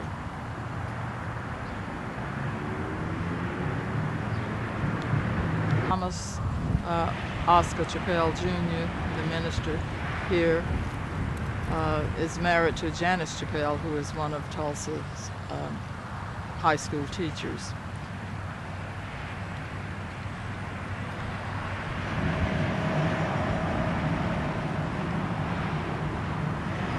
This is Paul Lawrence Dunbar Elementary School, perhaps the most famous of the North Tulsa black elementary schools in the history of Tulsa. Many of the black settlers that are featured in this documentary taught here. Mrs. Jean Goodwin, Mrs. Ernestine Gibbs, Mrs. Wilhelmina Guest Howell, and some of the deceased people like Mildred Peavyhouse Williams, wife of Dr. Lloyd H. Williams, who owned the drugstore on Greenwood. So many pioneers taught here. So many of the leaders today, the present leaders who are middle-aged, people like Don Ross, went to school here. So it's just a very significant monument in the North Tulsa community.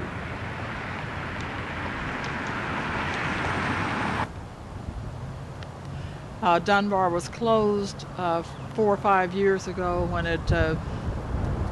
when the system thought it would be too expensive to renovate. Mitchell Lane, a young black movie producer, is trying to get a grant to reopen this. He wants to reopen it as an economic-based institution for young people in Tulsa. So that may be the future of Dunbar.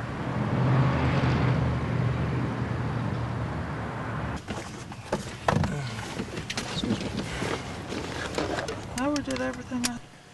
Ellis Walker Woods, Booker T. Washington principal in the 1920s and 30s, is perhaps the most revered black North Tulsan in the history of Tulsa.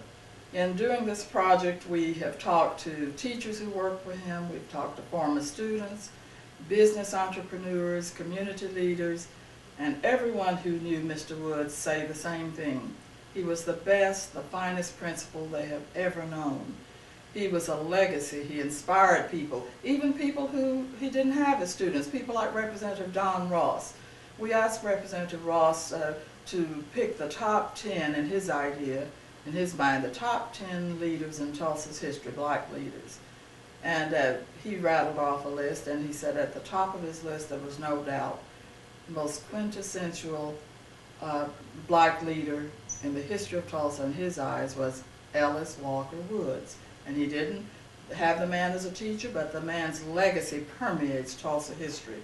So today we are going to talk to a family member.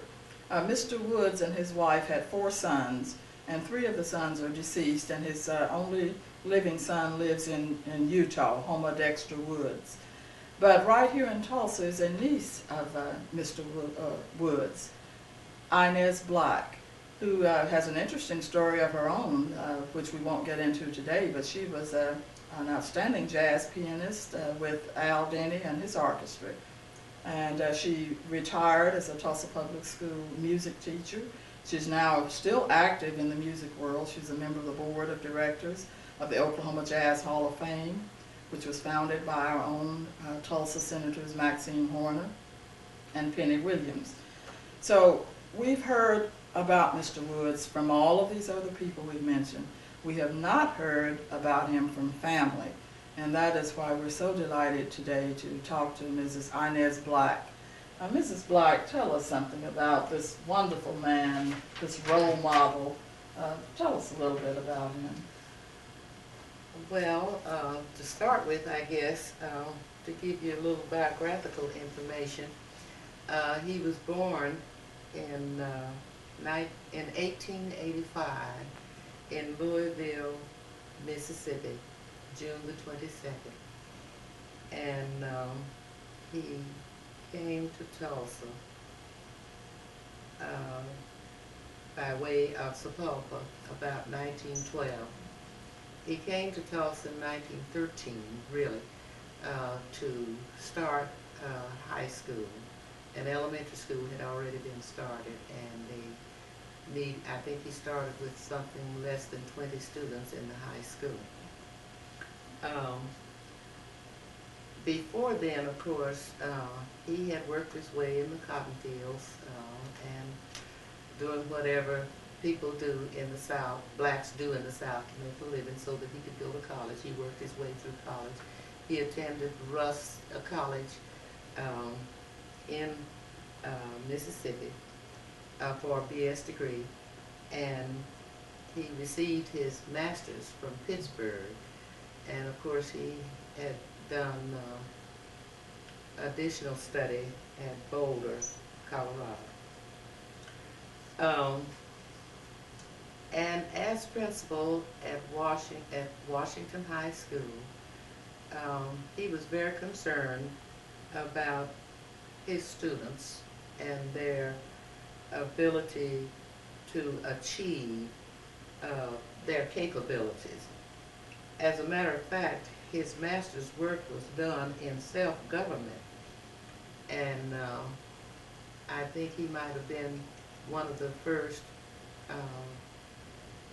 principals to have student governors, you know, those little students who wore the little badges and went around to help other students get to class and do various things like that. He really emphasized self-esteem and pride and doing the very best you can, self-government. And one of the things he used to tell all of his students, that you're as good as 99% of the people and better than the rest. Most of the students who graduated from Washington High School had a great deal of pride, and they did really work very hard to achieve. They felt good about themselves, and we have a lot of Washington graduates who excelled in a lot of areas. One that I think of immediately is John Hope Franklin, that everybody knows. He was inspired by Mr. Woods, I think.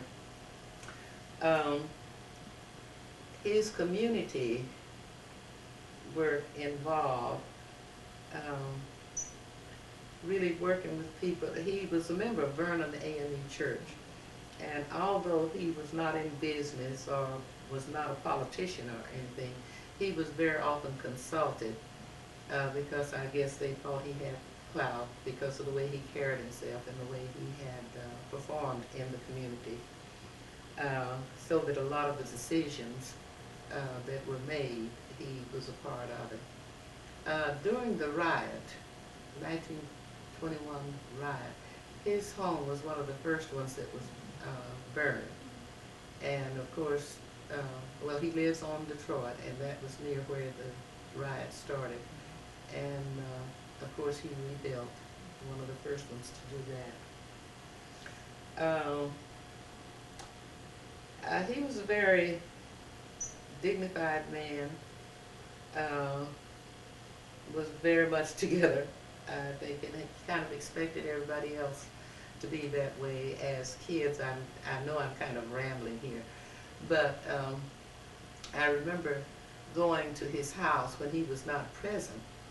My brother and I would go up on Saturdays, and we would do breakfast. My brother and I and his 4 boys would do breakfast, and of course we did the kitchen as well. And he would come and look in the door and just shake his head and leave because he couldn't tolerate what was going on. We were doing bacon and eggs and toast and whatever, and messing up the kitchen in general. Of course, we had to clean it up. Now, when we were in his home for dinner, we were on our P's and Q's. Everybody was very dignified and did everything right. You held your fork correctly, and you ate correctly, and you talked about the right things. Because this is kind of the way he was and what he demanded.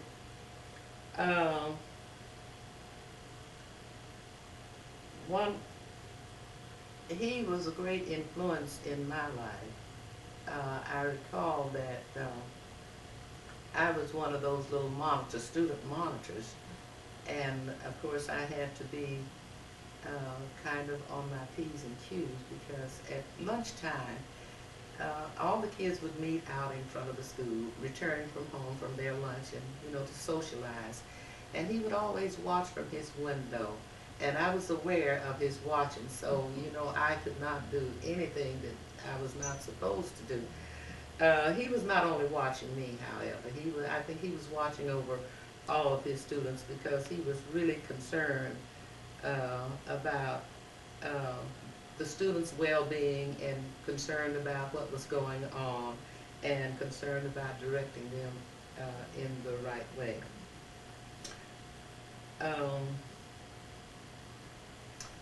He was, as I said, a great influence in my life. He influenced me to go to college and to graduate, and of course he interceded and was influential in my getting my first teaching job, which was in Haskell, Oklahoma.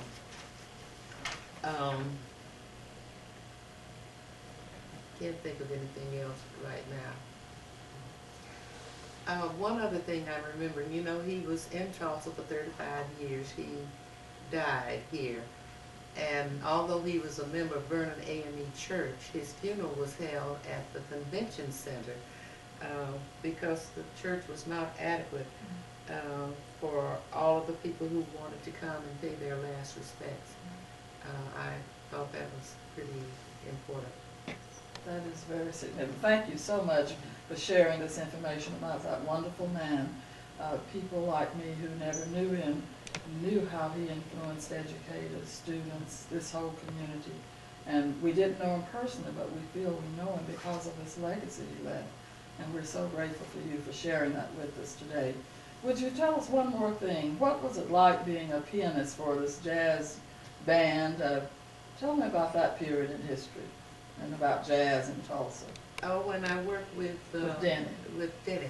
Oh, I was in high school, anticipating college, and I was very musical all the time anyway. And I was pretty good at courting, what they call courting for musicians, where you play the proper chords and they add the extra music, on their instruments. And Mr. Denny knew about this, and he worked with my father.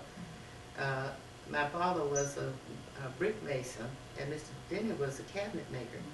And he asked my father if he could take me out on what they call the pig stand, which was a place out in front of the club. I was too young to go in the club. They played outside the club.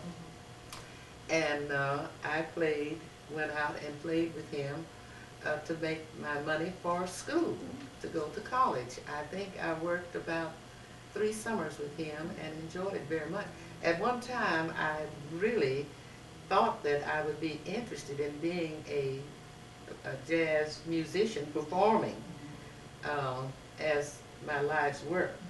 But I later changed my mind about that because of the late hours and that kind of thing, and decided that I'd go the educational route. But I thoroughly enjoyed it. I wish I could do some more of it. Oh. I think it's important to mention that Mr. Woods was inducted into the Tulsa Hall of Fame in 1991. And this covers not only the city of Tulsa, but the state. And of course, his only living son was present for that induction and gave a nice speech concerning him. As a matter of fact, he was so excited about talking about it and about the induction that they had to stop him. Were you there? No. Do you remember? Well, they had to stop him and tell him, okay, we think we know Mr. Woods now. We're in the Ida Denny Willis Museum of miniatures, dolls, and toys.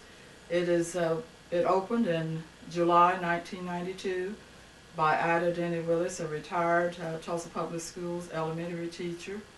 And she is also the daughter of Alfred Stanley Denny, who was featured in this documentary. And she's going to tell us about this museum, where it's located, her dream for this, how long she had this dream. And then she's going to share with us something about this particular house, because her dad helped her build this. So Mrs. Willis, tell us about this beautiful new addition to North Tulsa, and how you got the idea and all the history of it. Well, it's strange. The idea grew over a period of time. I was a teacher, and I used to teach a lot of courses on children from other lands, and I started collecting many dolls, and later on miniatures to use at school. And then I had planned to see if Dr. Zinke, who was superintendent of Tulsa Public Schools, would consider opening a museum for all of Tulsa school children in one of the abandoned school buildings. And he thought it was a good idea, and we had made plans to try to start this museum. I drew up plans for it. But what happened is that some young people set a couple of the schools on fire, and the money that we were going to use to open those museums had to be diverted to rebuilding the schools. And then Dr. Zinke moved back to Florida, and I had to have surgery, so that was the end of the school museum. And later on I said, well, maybe I can have a museum with the collections that I have, a nonprofit museum, and we can go ahead and just have one outside the school system. And that's basically where we started from. What about this mansion, this house? Okay, this mansion is our second choice. My husband, Dr. Robert Willis, had purchased a building for me, and I had purchased 2 lots next to it for a parking lot, and it was going to cost too much to remodel it and to pave the parking lot. So my sister Norma Leshy found this house, and she said, come and go with me. And she said, there's your museum. Said, that's the perfect place. And I agreed. So that night I called my son, Robert Willis, in Boston, and I told him that I had found this lovely house. It would make such a nice museum. And he says, well, Mama, it's not too expensive, since they're going to auction it. Bid on it, and if it doesn't cost too much, I'll buy it, and then your group can lease it for me and use it for the museum. And so that was on a Saturday when we talked, and they auctioned this house Tuesday, and we won the bid, and so here we are. Who used to own this land, and what kind of house is it? Okay, this house is one of the homes that belonged to the Kennedy family. Dr. Samuel Kennedy was one of the signers of the city's charter. And his mansion is just around the corner from here, a lovely place. Then across the street, one of his sons lives right next to this building. There's another of his sons used to live there. And his daughter, Thelma, moved here. Another person, the Bryce McGuire's family, built this place. They purchased this land from Dr. Kennedy, but Dr. Kennedy purchased it back from them when his daughter Thelma moved back to Tulsa in 1924. And so the daughter Kennedy married the son of the Boswells, who had the jewelry store in downtown Tulsa. So this was their home, and they raised several children here.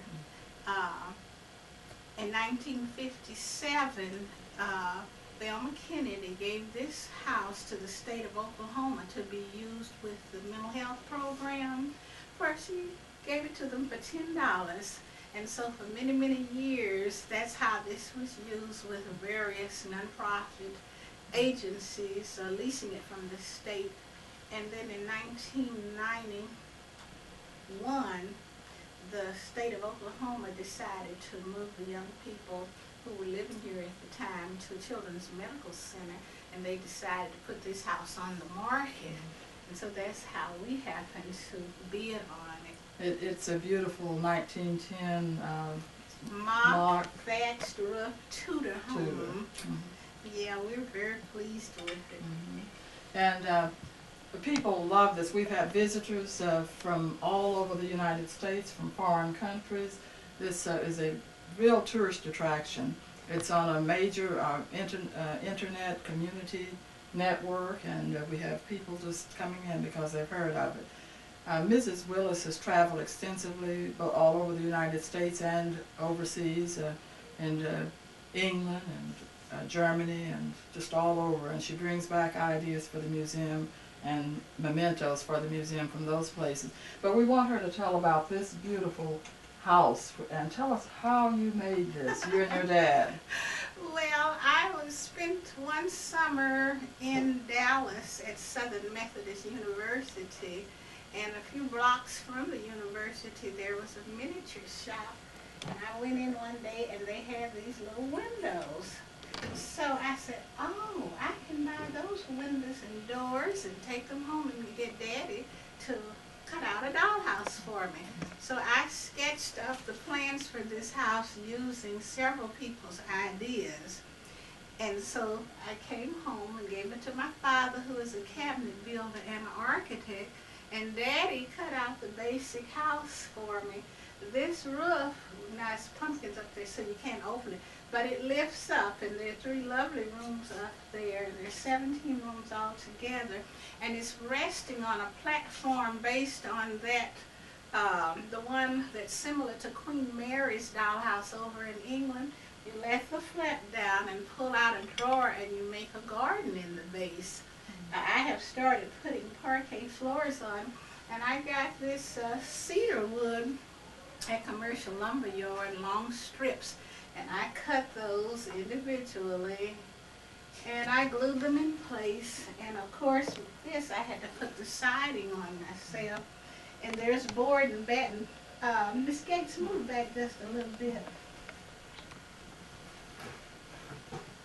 Okay. If you look down there, you can see that there's board and batten on that porch. And also, inside, we have started putting parquet floors and everything. So this is called Stanley Hall in honor of my father, Alfred Denny, who cut this out. And of course I had to cut all the little notches in here. And I'm going to make the outside of the staircase. My father said, sister, that chimney is out of proportion. And I said, Daddy, I want a secret staircase in that chimney. And I don't care if it is out of proportion. That's how I want to do it. So anyway, we had a lot of fun working with this, and we worked on lots of things together. So my father's a remarkable person. And her father is Alfred Stanley Denny, who is one of the pioneers featured in this documentary.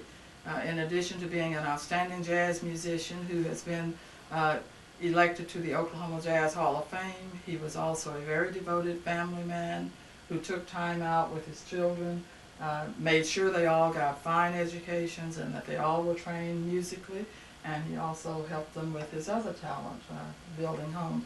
Thank you for sharing this with us, and good luck on your museum. Welcome. Thank you. Incidentally, this room is set up for Halloween, as you can see.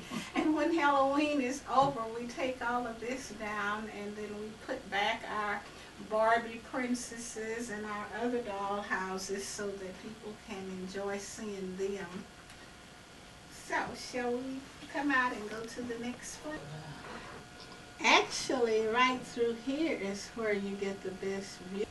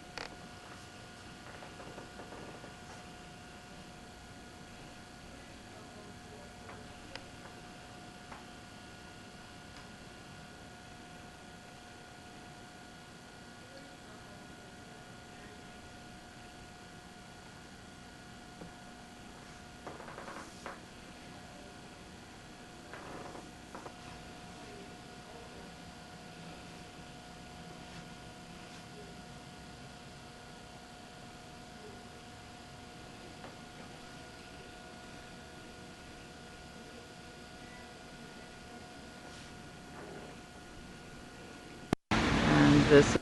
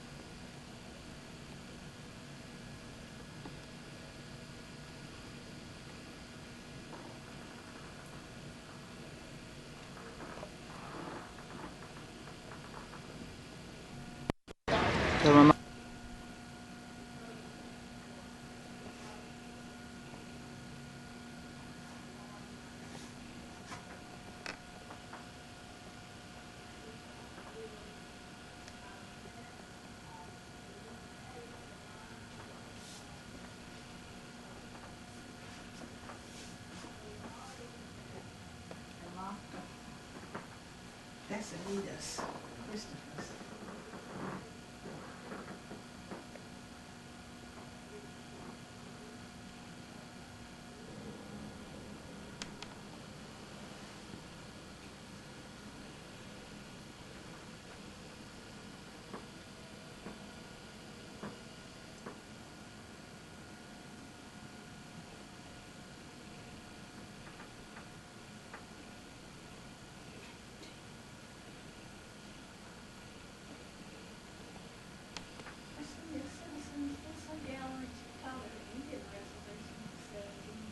I'm gonna do some voiceovers. I'm gonna write down some things too. You jot down some things that you want me to say. No, I mean, the two interviews. And I didn't think you used to.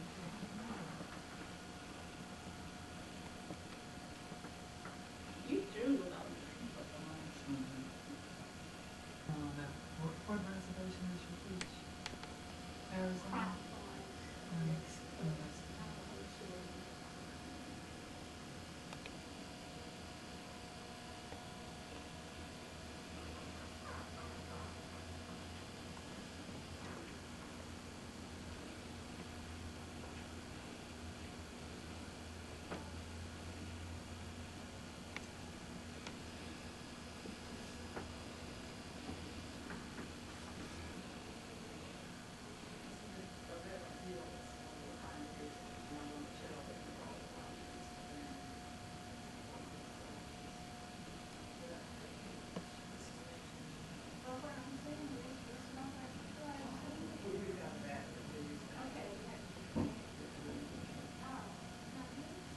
This is the gallery of Mrs. Fannie Ezel Hill, the widow of Reverend Ben Hill, who's featured in this documentary.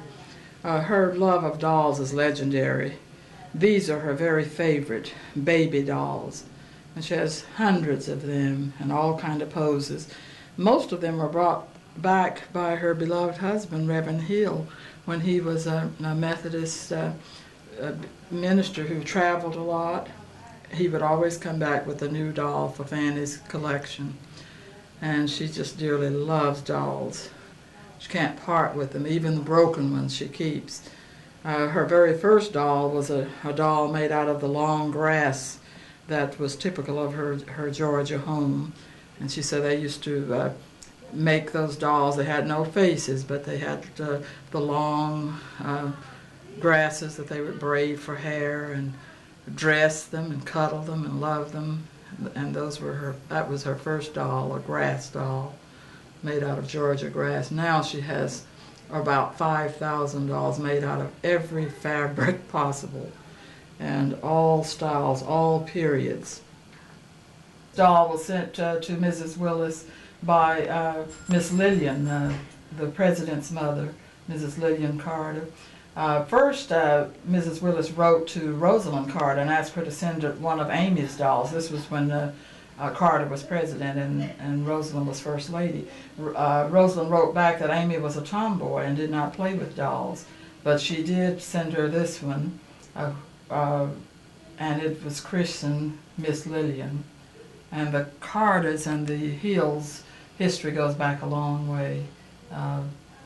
They've been friends for over 60 years.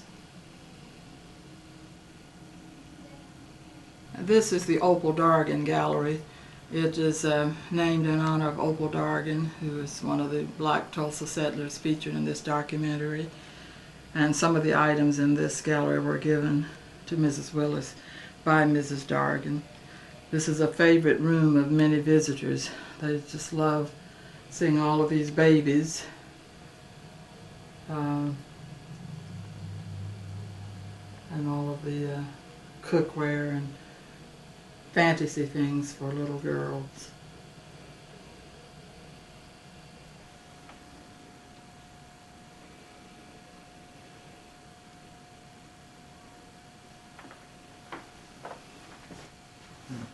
This is the Gates Gallery.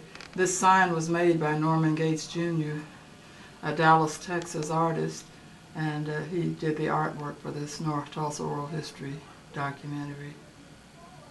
It does belong to a teacher. It has advertising dolls, advertising all kind of products or institutions. It has the different ethnic dolls, such as the Polish doll from Warsaw, Poland, the little African doll from Nigeria, no, from Kenya, the Navajo dolls.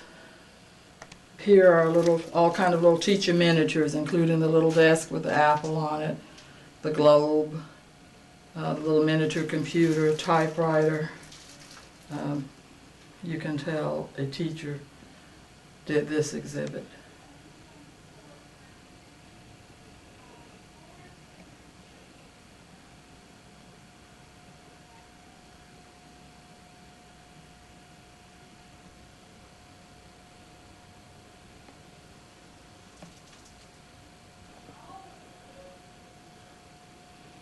Well, the Coca-Cola bottle in the corner there is really a radio.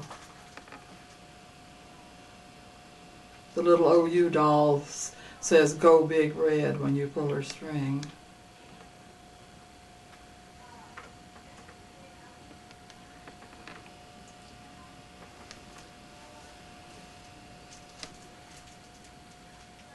Popular exhibits here is this little sandwich stage, and you push this little button.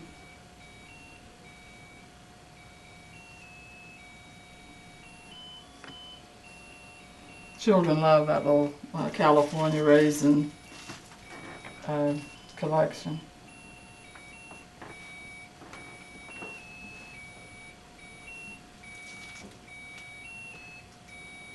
The Board of Trustees is having a meeting tonight. They're working on a fundraiser, and this fundraiser is going to involve the Olmec dolls that we saw upstairs. Wyla Eason is a native Tulsan who has this largest black